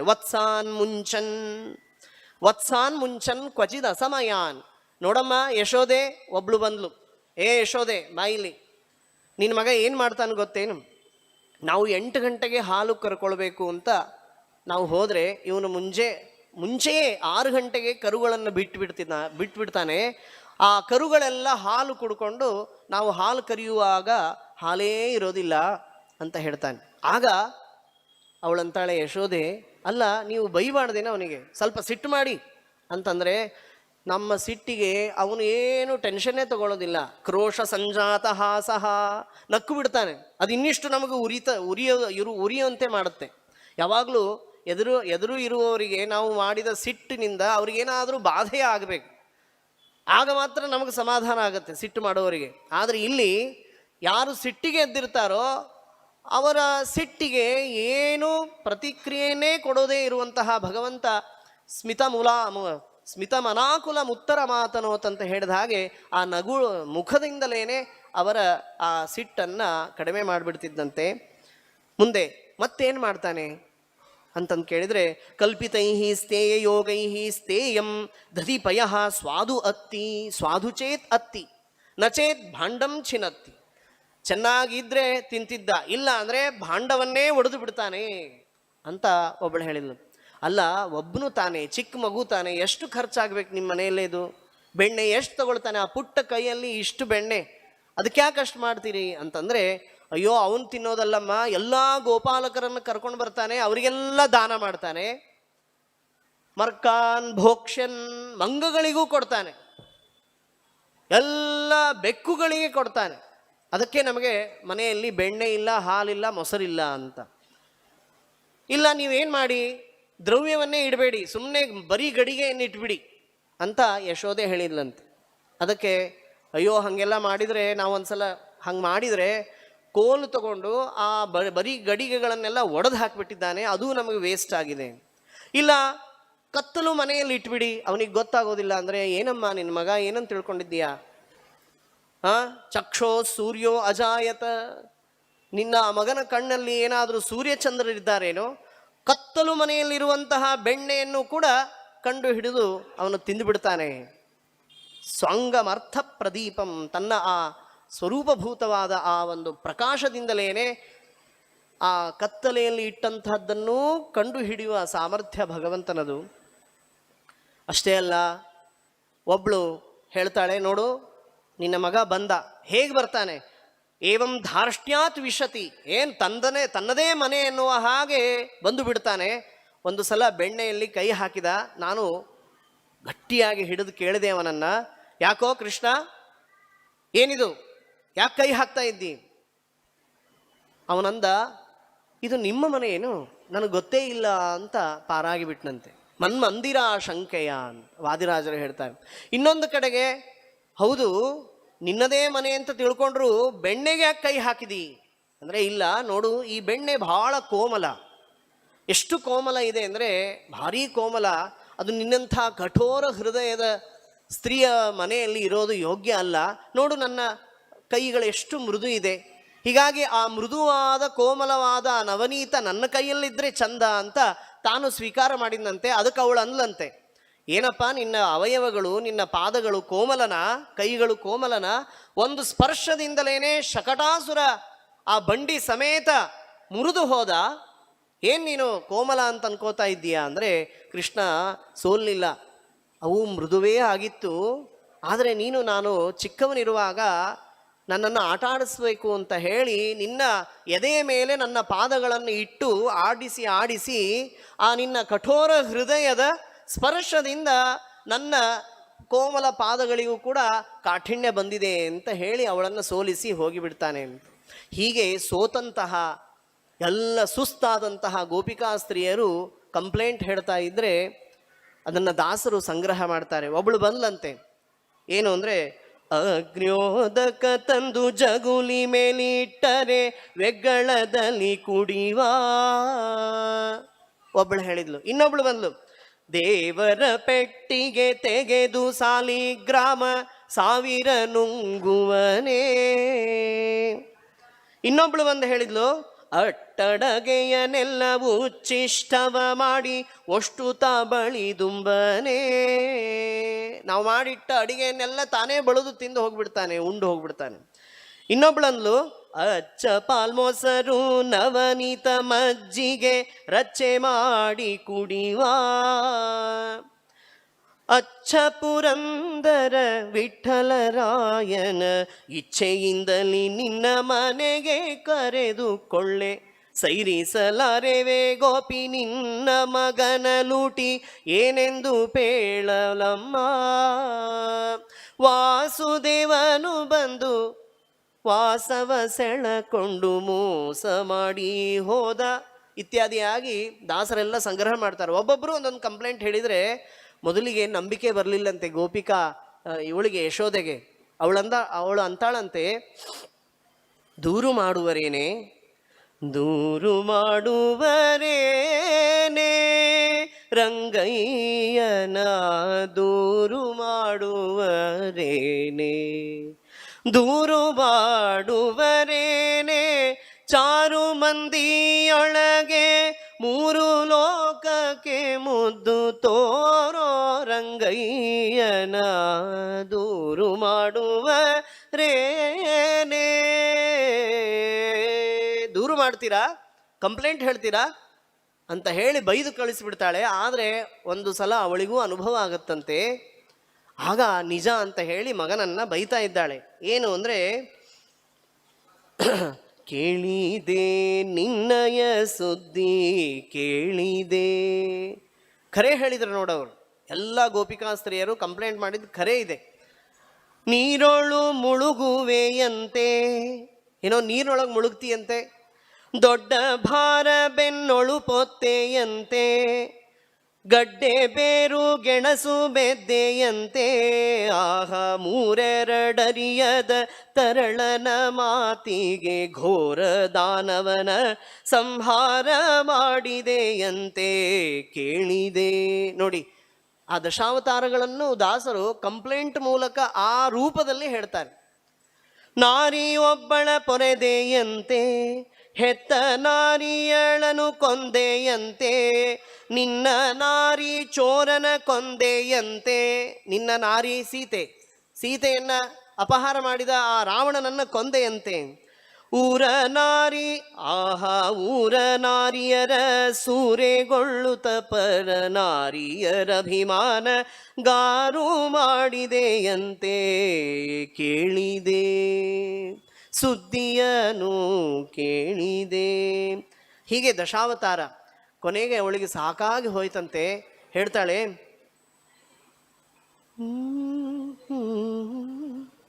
ಏನು ಮಾಡಲೋ ಮಗನೇ ಯಾಕೆ ಬೆಳಗಾಯಿತು. ಯಾಕಾದ್ರೂ ಬೆಳಗಾಗ್ತದೋ ಅಂತ ಅನಿಸ್ತದಪ್ಪ ಮಗನೇ. ಬೆಳಗಾದ್ರೆ ಕಂಪ್ಲೇಂಟ್ ಹೇಳಿಕ್ ಬರ್ತಾರೆ. ಏನು ಮಾಡಲೋ ಮಗನೇ ಯಾಕೆ ಬೆಳಗಾಯಿತು. ಏನು ಮಾಡಲಿ ಇನ್ನು ಮಾನಿನಿಯರು ಎನ್ನ ಮಾನ ಕಳೆವರೋ. ಕೃಷ್ಣ ಏನು ಮಾಡಲೋ ಮಗನೇ. ಹಾಲು ಮೊಸರು ಬೆಣ್ಣೆ ಕಳ್ಳನೆಂಬುವರೋ. ಮುಂಜಾನೆ ಎದ್ದ ತಕ್ಷಣ ನಿನ್ನನ್ನು ಕಳ್ಳ ಅಂತಂತಾರೆ. ಮೇಲಿನ ಕೆನೆಗಳ ಮೆದ್ದನೆಂಬುವರೋ. ಬಾಲಕರನ್ನೆಲ್ಲ ಬಡಿದನೆಂಬುವರೋ. ಇಂಥ ಕಾಳ ಹೆಂಗಸು ಇವನ ಹಡೆದಳೆಂಬುವರೋ. ಎಂಥ ಕೆಟ್ಟ ಹೆಂಗಸು ಇವನನ್ನು ಹಡಿದಾಳೆ ಅಂತ ನನ್ನನ್ನು ಬೈತಾರಪ್ಪ. ಯಾಕಾದರೂ ಬೆಳಗಾಗ್ತದೋ ಅಂತ ದಾಸರು ಎಲ್ಲ ದೃಷ್ಟಿಕೋನದಿಂದಲೂ ಕೂಡ ಆ ಭಗವಂತನ ಆ ಒಂದು ಕೃಷ್ಣನ ಲೀಲೆಗಳನ್ನು ಸೆರೆ ಹಿಡಿತಾರೆ. ಮುಂದೆ ಮಣ್ಣು ತಿಂದ ಅಂತ ಎಲ್ಲ ಬಾಲಕರು ಬಂದು ಹೇಳಿದರು. ಭಗವಂತ ಹೇಳಿದ, ನಾಹಂ ಭಕ್ಷಿತವಾನಂಬ ಸರ್ವೇ ಮಿಥ್ಯಾಭಿಶಂಸಿನಃ. ಇವರೆಲ್ಲ ಸುಳ್ಳು ಹೇಳ್ತಾರೆ, ನಾನು ಮಣ್ಣು ತಿಂದಿಲ್ಲ, ಆದರೆ ತಿಂದಿದ್ದಾದರೂ ಖರೆ. ಅದಕ್ಕೆ ಇಲ್ಲಿ ಹೇಳ್ತಾರೆ, ನಾನೃತಾತ್ ಪಾತಕಂ ಪರಂ. ಸುಳ್ಳು ಹೇಳೋದಕ್ಕಿಂತ ಹೆಚ್ಚಿನ ಪಾತಕ ಇದು ಜಗತ್ತಿನಲ್ಲಿಲ್ಲ. ಹಾಗಾದರೆ ಇಂತಹ ಪುರುಷೋತ್ತಮ ಸುಳ್ಳು ಹೇಳ್ತಾನೆ. ಹಾಗಾದರೆ ಮಣ್ಣು ತಿಂದದ್ದು ತಿಂದು ನಾನು ತಿಂದಿಲ್ಲ ಅಂತ ಹೇಳ್ತಾನೇನು ಅಂದರೆ, ಅದಕ್ಕೆ ಸತ್ಯಧರ್ಮರು ಅರ್ಥ ಮಾಡ್ತಾರೆ, ನಾ ಅಹಂ ಭಕ್ಷಿತವಾನಂಬ. ನಾ ಅಂದರೆ ಪುರುಷೋತ್ತಮನಾದ ನಾನು, ನಾ ಅಂದರೆ ಪುರುಷೋತ್ತಮ, ಅಹಂ ನಾನು ಪುರುಷೋತ್ತಮ, ಯಸ್ಮಾತ್ ಕ್ಷರಮತೀತೋಹಂ ಅಕ್ಷರಾದಪಿ ಚೋತ್ತಮ. ನಾನು ಅಂಬ ಮೃದ್ ಭಕ್ಷಿತವಾನ್, ನಾನು ಹಣ್ಣು ತಿಂದಿದ್ದೇನೆ ಅಂತ ಹೇಳಿದ್ನೇ ಹೊರತು ಸುಳ್ಳು ಆಡಲಿಲ್ಲ. ನ ವಿಷ್ಣೋರ್ ವಚನಂ ಕ್ವಾಪಿ ಮೃಷಾ ಭವತಿ ಕರ್ಹಿಚಿತ್. ಭಗವಂತನ ಮಾತು ಸುಳ್ಳಾಗೋದಿಲ್ಲ ಅಂತನ್ಲಿಕ್ಕೆ ಮೇಲ್ನೋಟಕ್ಕೆ ನಾಹಂ ಭಕ್ಷಿತವಾನಂಬ, ಆದರೆ ಅದು ಸತ್ಯವನ್ನೇ ಮಾತನಾಡಿದ್ದಾನೆ ಭಗವಂತ ಅಂತ. ಇನ್ನು ಸರ್ವೇ ಅಮಿಥ್ಯಾಭಿಸಂಶಿನಃ, ಅವರು ಸತ್ಯವನ್ನೇ ಮಾತಾಡಿದ್ದಾರೆ. ಮಣ್ಣು ತಿಂದದ್ದು ಸರಿ ಇದೆ, ಹೀಗಾಗಿ ಅವರು ಸರಿಯಾಗೇ ಹೇಳಿದ್ದಾರೆ ಅಂತ ಹೀಗೂ ಅರ್ಥವನ್ನು ಮಾಡ್ತಾರೆ. ಮುಂದೆ ಹಾಗಾದರೆ ಬಾಯಿ ತೆಗಿ ನೋಡೋಣ, ತಿಂದಿಲ್ಲ ಅಂದರೆ ಬಾಯಿ ತೆಗಿ ನೋಡೋಣ ಅಂತಂದರೆ, ಸಾ ತತ್ ದದೃಶೇ ವಿಶ್ವಂ ಜಗತ್ ಸ್ಥಾಸ್ನು ಚ ಖಂ ದಿಶಃ ಸಾದ್ರಿ ದ್ವೀಪಾಬ್ಧಿ ಭೂಗೋಲಂ ಸ ವಾಯು ಅಗ್ನೀಂದು ತಾರಕಂ ಜ್ಯೋತಿಶ್ಚಕ್ರಂ ಜಲಂ ತೇಜೋ ನಭಸ್ವರ್ವಿಯದೇವ ಚ. ಇಡೀ ಬ್ರಹ್ಮಾಂಡವನ್ನು ಕಂಡಿದ್ದಾಳೆ, ಜಗತ್ತನ್ನೇ ಕಂಡಿದ್ದಾಳೆ. ಹಾಗೆ ಯಶೋದೆ ಪ್ರಾರ್ಥನೆ ಮಾಡ್ತಾಳೆ, ಯದಾಶ್ರಯಂ ಏನ ಯಥ ಪ್ರತೀಯತೆ ಸುದುರ್ವಿಭಾವ್ಯಂ ಪ್ರಣತಾಸ್ಮಿ ತತ್ಪದಂ. ಆ ಕ್ಷಣದಲ್ಲಿ ಅವಳಿಗೆ ಇವನು ಸರ್ವೋತ್ತಮ ನಾರಾಯಣ ಅಂತನ್ನುವಂತಹ ಜ್ಞಾನವನ್ನು ಭಗವಂತ ಹುಟ್ಟಿಸ್ತಾನೆ. ತತ್ಕ್ಷಣದಲ್ಲಿ ಇವನು ನನ್ನ ಮಗ ಅಂತನ್ನುವ ಭಾವವನ್ನು ತನ್ನ ಮಾಯೆಯಿಂದ ಅವಳಿಗೆ ತುಂಬಿಬಿಡ್ತಾನೆ. ಹೇಳ್ತಾರೆ ಇಲ್ಲಿ, ಪ್ರಜಾಸ್ನೇಹಮಯೀಂ ವಿಭು ಸಾ ಅಮನ್ಯತ ಆತ್ಮಜಂ. ಭಾಗವತ ಹೇಳ್ತದೆ, ಮತ್ತೆ 2 ಕ್ಷಣದಲ್ಲಿ ಇವನು ನನ್ನ ಮಗ ಅಂತ ತಿಳ್ಕೊಂಡು ಬಿಡ್ತಾಳಂತೆ. ಇದು ಭಗವಂತನ ಮಾಯೆ.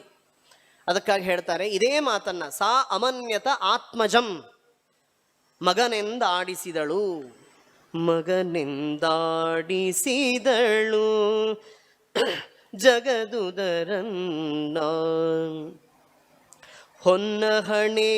ಹೊನ್ನ ಮಣೆಯ ಮೇಲೆ ಚಿಣ್ಣನ ಕುಳ್ಳಿರಿಸಿ ಎನ್ನ ಮೋಹದ ಮುದ್ದು ಮಗು ಎನ್ನುತ್ತ ಹೊನ್ನುತ್ತಾ ಗೊಬ್ಬಿತ ಹೊನ್ನುತ್ತಾ ಎನ್ನುತ್ತ ಚಿಣ್ಣನಾಡಿಸುವ ಪುಣ್ಯವೆಲ್ಲಿ ಪಡೆದಳೋ. ಮಗನೆಂದಾಡಿಸಿದಳು ಜಗದುದರನ್ನ. ಭಗವಂತನನ್ನು ಆಟ ಆಡಿಸ್ತಾ ಇದ್ದಾಳೆ, ನಡಿಗೆಯನ್ನು ಕಲಿಸ್ತಾ ಇದ್ದಾಳಂತೆ. ಮುದದಿ ಬಾಲಕನ ನಿಲ್ಲೋ ನಿಲ್ಲೋ ಎಂದು ಬಿಡದೆ ಕೊನೆ ಬೆರಳಲ್ಲಿ ಕರ ಪಿಡಿದು ಅಡಿಯಿಡು ಮಗನೇ ದಟ್ಟಡಿಯಿಡು ಎನ್ನುತ್ತಲಿ ನಡೆಯ ಕಲಿಸುವ ಪುಣ್ಯವೆಲ್ಲಿ ಪಡೆದಳೋ. ಮಗನೆಂದಾಡಿಸಿದಳು ಜಗದುದರನ್ನ. ಜಗದೋದ್ಧಾರನ ಆಡಿಸಿದಳೆ ಯಶೋದೆ. ಪುರಂದರದಾಸರಂತಾರೆ, ಜಗದೋದ್ಧಾರನ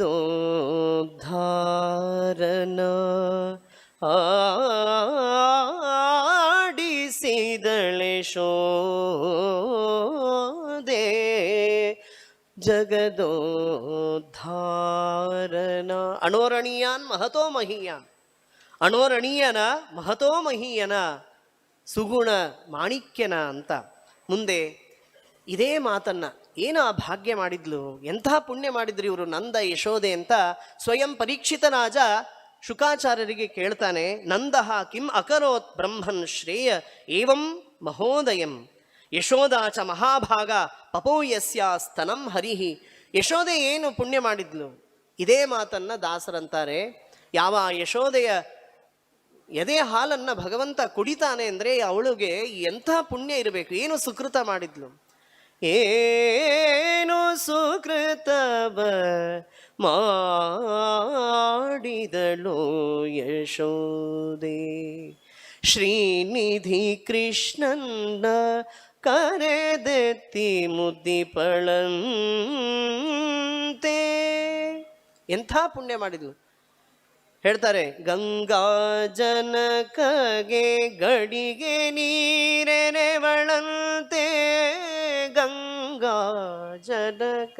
ಗಂಗಾ ಜನಕಗೆ ಗಡಿಗೆ ನೀರೆರಿತಾ ಇದ್ದಾಳೆ. ಏನು ಸುಕೃತ ಮಾಡಿಲ್ಲ, ಇಲ್ಲ ಒಂಥರ ವ್ಯಂಗಿನೂ ಇದೆ.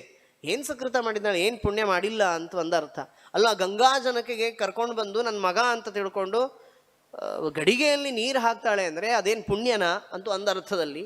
ಇನ್ನೊಂದು ಅರ್ಥ, ಅಂತಹ ಅವಳ ತಪಸ್ಸಿಗೆ ಮೆಚ್ಚಿ ಭಗವಂತ ಆ ಬಾಲಲೀಲೆಗಳನ್ನು ತೋರಿಸುವ ಮೂಲಕ ಅವರ ಪ್ರಾರ್ಥನೆಯಾದಂತಹ ಭಕ್ತಿಯನ್ನು ಅಭಿವರ್ಧನಗೊಳಿಸಿದ್ನಲ್ಲ, ಅದು ಎಂಥ ಭಾಗ್ಯ.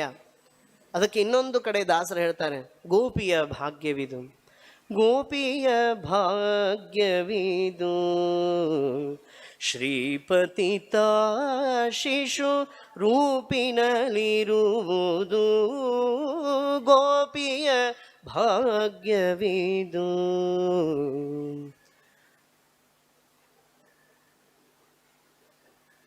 ಎಷ್ಟು ಚೆನ್ನಾಗಿ ಹೇಳ್ತಾರಲ್ಲಿ.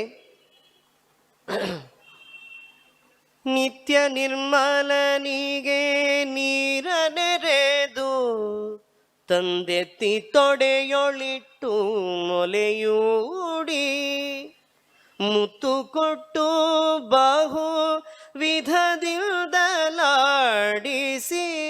ಅರ್ತಿಯಿಂದ ತೂಗುವುದು, ಗೋಪಿಯ ಭಾಗ್ಯವಿದು, ಶ್ರೀಪತಿತ ಶಿಶು ರೂಪಿನಲ್ಲಿರುವುದು, ಗೋಪಿಯ ಭಾಗ್ಯವಿದು. ಹೀಗೆ ಅನೇಕ ಆ ಮಾತುಗಳನ್ನು ದಾಸರು ಹೇಳ್ತಾರೆ. ಎಂಥ ಭಾಗ್ಯ. ಮುಂದೆ ಯಶೋದೆ ಒಂದು ಸಲ ಸ್ತನ್ಯಕಾಮನಾದಂತಹ ಭಗವಂತನಿಗೆ ಹಾಲು ಕುಡಿಸಬೇಕಾಗಿದೆ. ಆದರೆ ಅವಳಿಗೆ ದೊಡ್ಡ ಕೆಲಸ ಏನು ಅಂದರೆ, ಯಾರೂ ಇಲ್ಲ ಮನೆ ಕೆಲಸದವರು, ತಾನೊಬ್ಬಳೇ ಇದ್ದಾಳೆ. ಆದರೂ ಕೂಡ ಕೃಷ್ಣನ ನಾರಾಯಣನ ನಾಮವನ್ನು ಸ್ಮರಣೆ ಮಾಡ್ತಾ ದೇವರ ಹಾಡುಗಳನ್ನು ಹೇಳ್ತಾ ದಧಿಯನ್ನು ಮಥನ ಮಾಡ್ತಾ ಇದ್ದಾಳೆ. ಆಗ ಕೃಷ್ಣ ಅದನ್ನು ತಡೆಗಟ್ಟಿದ. ನನಗೆ ಹಾಲು ಕುಡಿಸಮ್ಮ ಅಂತ ಹೇಳಿದ. ಆಗ ಯಶೋದೆ ಹಾಲು ಕುಡಿಸ್ತಾ ಇದ್ದಾಳೆ. ಆದರೆ ನೋಡಿ, ಯಾವಾಗಲೂ ಕೂಡ ದೇವರ ಪೂಜೆಯನ್ನು ಮಾಡ್ತಾ ಇರುವಾಗ ನಮಗೂ ಹೀಗೇನೆ ಜಡವಾದ ವಸ್ತುಗಳಲ್ಲಿ ಲೋಭ, ಮೋಹ, ಅದು ದೇವರನ್ನು ನಾವು ಪೂಜೆ ಮಾಡದೇ ಇದ್ದ ಹಾಗೆ ಮಾಡುತ್ತೆ. ಒಂದು ಸಲ ಏನಾಯ್ತು ಅವಳಿಗೆ ಅಂದರೆ, ಒಲೆ ಮೇಲೆ ಒಂದು ಲೀಟರ್ ಹಾಲಿಟ್ಟಿದ್ಲು. ಅದು ಉಕ್ಕುತ್ತಾ ಇದೆ. ಆ ಹಾಲಿನ ಮೇಲಿನ ಲೋಭ, ಅದಕ್ಕೇನು ಮಾಡಿದ್ಲು ಅಂದರೆ, ಕೃಷ್ಣನನ್ನು ಹಾಲು ಕುಡಿಸುವುದನ್ನು ಅರ್ಧಕ್ಕೆ ನಿಲ್ಲಿಸಿ ಕೆಳಗಡೆ ಮಲಗಿಸಿ ಆ ಹಾಲನ್ನು ಇಳಿಸ್ಲಿಕ್ಕೆ ಹೋದ್ಲು. ಕೃಷ್ಣ ಅಂದ, ನನ್ನನ್ನು ಮರೆತು ಕೇವಲ ಈ ಜಡವಾದ ವಸ್ತುಗಳಿಗೆ ಲೋಭಕ್ಕಾಗಿ ಮೋಹಕ್ಕಾಗಿ ನನ್ನನ್ನು ಮರೆತರೆ ನಿಮಗೆ ಏನು ಅಂದರೆ 1 ಲೀಟರ್ ಅಲ್ಲ, 1 ಲೀಟರಿಗಾಗಿ ನನ್ನನ್ನು ಮರೆತರೆ ಇಡೀ 16 ಲೀಟರ್ ಅಲ್ಲ 100 ಲೀಟರ್ ಹಾಲೆಲ್ಲ ವೇಸ್ಟ್ ಮಾಡಿಬಿಡ್ತೇನೆ ಅಂತ ಕೃಷ್ಣ ತೋರಿಸಿದ. ಅವಳು ಬರೋದ್ರೊಳಗೆ ಭಾಂಡಗಳನ್ನೆಲ್ಲ ಒಡೆದು ಹಾಕಿದ.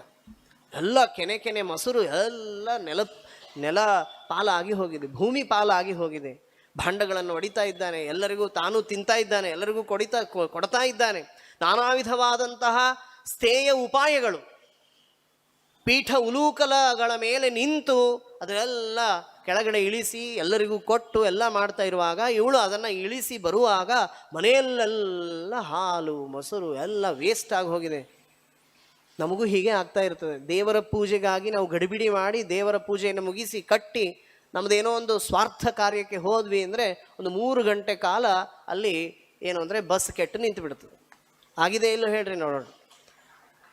ಒಂದು ದೇವರಿಗಾಗಿ ಸಂಕ್ಷೇಪ ಮಾಡಿದ್ವಿ ಅಂದರೆ ಆ 1 ಗಂಟೆ ನಾವು ದೇವರಿಗೆ ಕೊಡಲಿಲ್ಲ ಅಂದರೆ ಅದರ ತ್ರಿಬಲ್ 3 ಗಂಟೆ ಕಾಲ ಟ್ರೇನು ಬರೋದೇ ಇಲ್ಲ, ವೇಸ್ಟ್ ಆಗಿದೆ. ಎಷ್ಟು ಟೈಮ್ ವೇಸ್ಟ್ ಮಾಡ್ತೀವಿ ನಾವು. ಹರಟೆ ಹೊಡಿಲಿಕ್ಕೆ ಹೋಗುತ್ತೆ, ಊರೆಲ್ಲ ಸುತ್ತಿ ಬರಲಿಕ್ಕೆಲ್ಲ ಗಂಟೆಗಟ್ಟಲೆ ವೇಸ್ಟ್ ಮಾಡ್ತೀವಿ. ದೇವರ ಪೂಜೆ ಅಥವಾ ದೇವರ ಆರಾಧನೆ, ಗಾಯತ್ರಿ ಜಪ, ಶ್ರವಣ ಇತ್ಯಾದಿಗಳಿಗೆ ಸಂಕ್ಷೇಪ ಎಲ್ಲ ಇದೆಯಲ್ಲ, ಶಾಸ್ತ್ರಕ್ಕೆ, ಎಲ್ಲ ಶಾಸ್ತ್ರಕ್ಕೆ ಅಂತ, ಎಲ್ಲ ಶಾಸ್ತ್ರಕ್ಕೆ. ಹಾಗೆ ಹೇಳಿಲ್ಲ ಶಾಸ್ತ್ರ. ಭಾಗವತ ಇದು ಉತ್ತಮವಾದ ಶಾಸ್ತ್ರ. ಭಾಗವತ ಹೇಳುತ್ತೆ, ದೇವರು ಹೇಳ್ತಾನೆ, ನನ್ನನ್ನೇನಾದರೂ ಮರೆತು ನೀವೇನಾದರೂ ಜಡವಾದ ವಸ್ತುಗಳಲ್ಲಿ ಮನಸ್ಸನ್ನು ಇಟ್ಟರೆ ಆ ಜಡವಾದ ವಸ್ತುಗಳೂ ನಿಮಗೆ ಸಿಗದೇ ಇದ್ದ ಹಾಗೆ ಮಾಡ್ತೇವೆ. ಯತ್ ಸಂಪರ್ಕಾತ್ ಪ್ರಿಯ ಆಸನ್, ಈ ಎಲ್ಲ ವಸ್ತುಗಳಲ್ಲಿ ನಿಮಗೆ ಮೋಹವನ್ನು ಅಥವಾ ಅವುಗಳು ಬೇಕಾಗುವಂತೆ ಮಾಡಿದ್ದೇ ನಾನು. ಅಂಥದ್ದು ನನ್ನನ್ನೇ ಮರೆತು ನೀವು ಭೋಗ ಭಾಗ್ಯಗಳಲ್ಲಿ ಮೈ ಮರೆತರೆ ಸಜ್ಜನರಿಗೆ ಮಾತ್ರ. ದೇವರು ಮೋಕ್ಷಯೋಗ್ಯರಿಗೆ ಜೀವಿಗಳಿಗೆ ಈ ಥರ ಮಾಡ್ತಾನೆ. ಎಲ್ಲ ಒಡೆದು ಹಾಕಿದ್ದಾಳೆ. ಭಗವಂತ ಕೋಲ್ ಹಿಡಿದು ಬಂದು ಓಡ್ತಾ ಇದ್ದಾನೆ. ಎಲ್ಲ ಕಥೆ ಗೊತ್ತಿದೆ. ಹೇಗೋ ಸಿಕ್ಕ ಭಗವಂತ ತಾಯಿಗೆ ವಶನಾಗಬೇಕು ಅನ್ನುವಂತಹ ಮಾತೃವಶ್ಯನಾಗಬೇಕು ಅಂತ ಸಿಕ್ಕ. ಆಗ ದಾಸರಂತಾರೆ, ಸಿಕ್ಕಿದೆಯಲೋ ಸಿರಿ ಕೃಷ್ಣ, ಸಿಕ್ಕಿದೆಯಲೋ ಸಿರಿ ಕೃಷ್ಣ. ಸಿಕ್ಕ್ಯ, ನಿನ್ನನ್ನು ಕಟ್ಟದೆ ಬಿಡೆ ಕಳ್ಳರ ಗುರುವೇ ಅಂತಂತಾರೆ. ಕಳ್ಳರ ಗುರು ಸಿಕ್ಕಿದೆಯಲೋ ನೀ ಕಳ್ಳರ ಗುರುವೇ, ಸಿಕ್ಕಿದೆಯಲೋ ಸಿರಿ ಕೃಷ್ಣ. ಕಟ್ಟಿ ಹಾಕ್ತೇನೆ ಅಂತ ಆ ಕಳ್ಳತನಕ್ಕೆ ಸಹಾಯ ಮಾಡಿದ ಒರಳು ಕಲ್ಲಿಗೆ ಅವನನ್ನು ಕಟ್ಟಿದ್ರು. ಆದರೆ ಕಟ್ಟಬೇಕಾದ್ರೆ ಹಗ್ಗ ಬೇಕಲ್ಲ, ಯಾವ ಹಗ್ಗಕ್ಕೂ ಅವನು ಕಟ್ಟಿಸ್ಕೊಳ್ಳೋದಿಲ್ಲ. ದೇವರು ಭಕ್ತಿ ಪಾಶಕ್ಕೆ ಮಾತ್ರ ಕಟ್ಟಿಸ್ಕೊಳ್ತಾನೆ ಎನ್ನುವಂತಹ ಒಂದು ಆಂತರ್ಯ ಒಂದು ಸಂದೇಶ ಇದರಲ್ಲಿದೆ. ಬಿಟ್ಟವರ ಭವ ಪಾಶದಿಂದಲಿ ಕಟ್ಟುವನು ಕಠಿಣ ನೀವ, ಶಿಷ್ಟೇಷ್ಟನೆಂದರಿದನವರತ ಸದ್ಭಕ್ತಿ ಪಾಶದಲ್ಲಿ. ಕಟ್ಟುವರ ಭವ ಕಟ್ಟು ಬಿಡಿಸುವ ಸಿಟ್ಟಿನವನಿವನಲ್ಲ ಕಾಮದ. ಹೇಳ್ತಾರೆ ಹರಿಕಥಾಮೃತ ಸಾರಕಾರರು, ನಿರ್ಮತ್ಯೋಗ್ರ ಭವಾರ್ಣವೇ ನಿಜ ಮನೋಭೀಷ್ಟಂ ದಿಶಾಮೀತಿಯಃ ಸಮ್ಯಕ್ ಜ್ಞಾಪಯಿತುಂ ಕರೇಣ ವಿಲಸನ್ಮಂಥಾನಂ ಅನ್ಯೇನ ಚ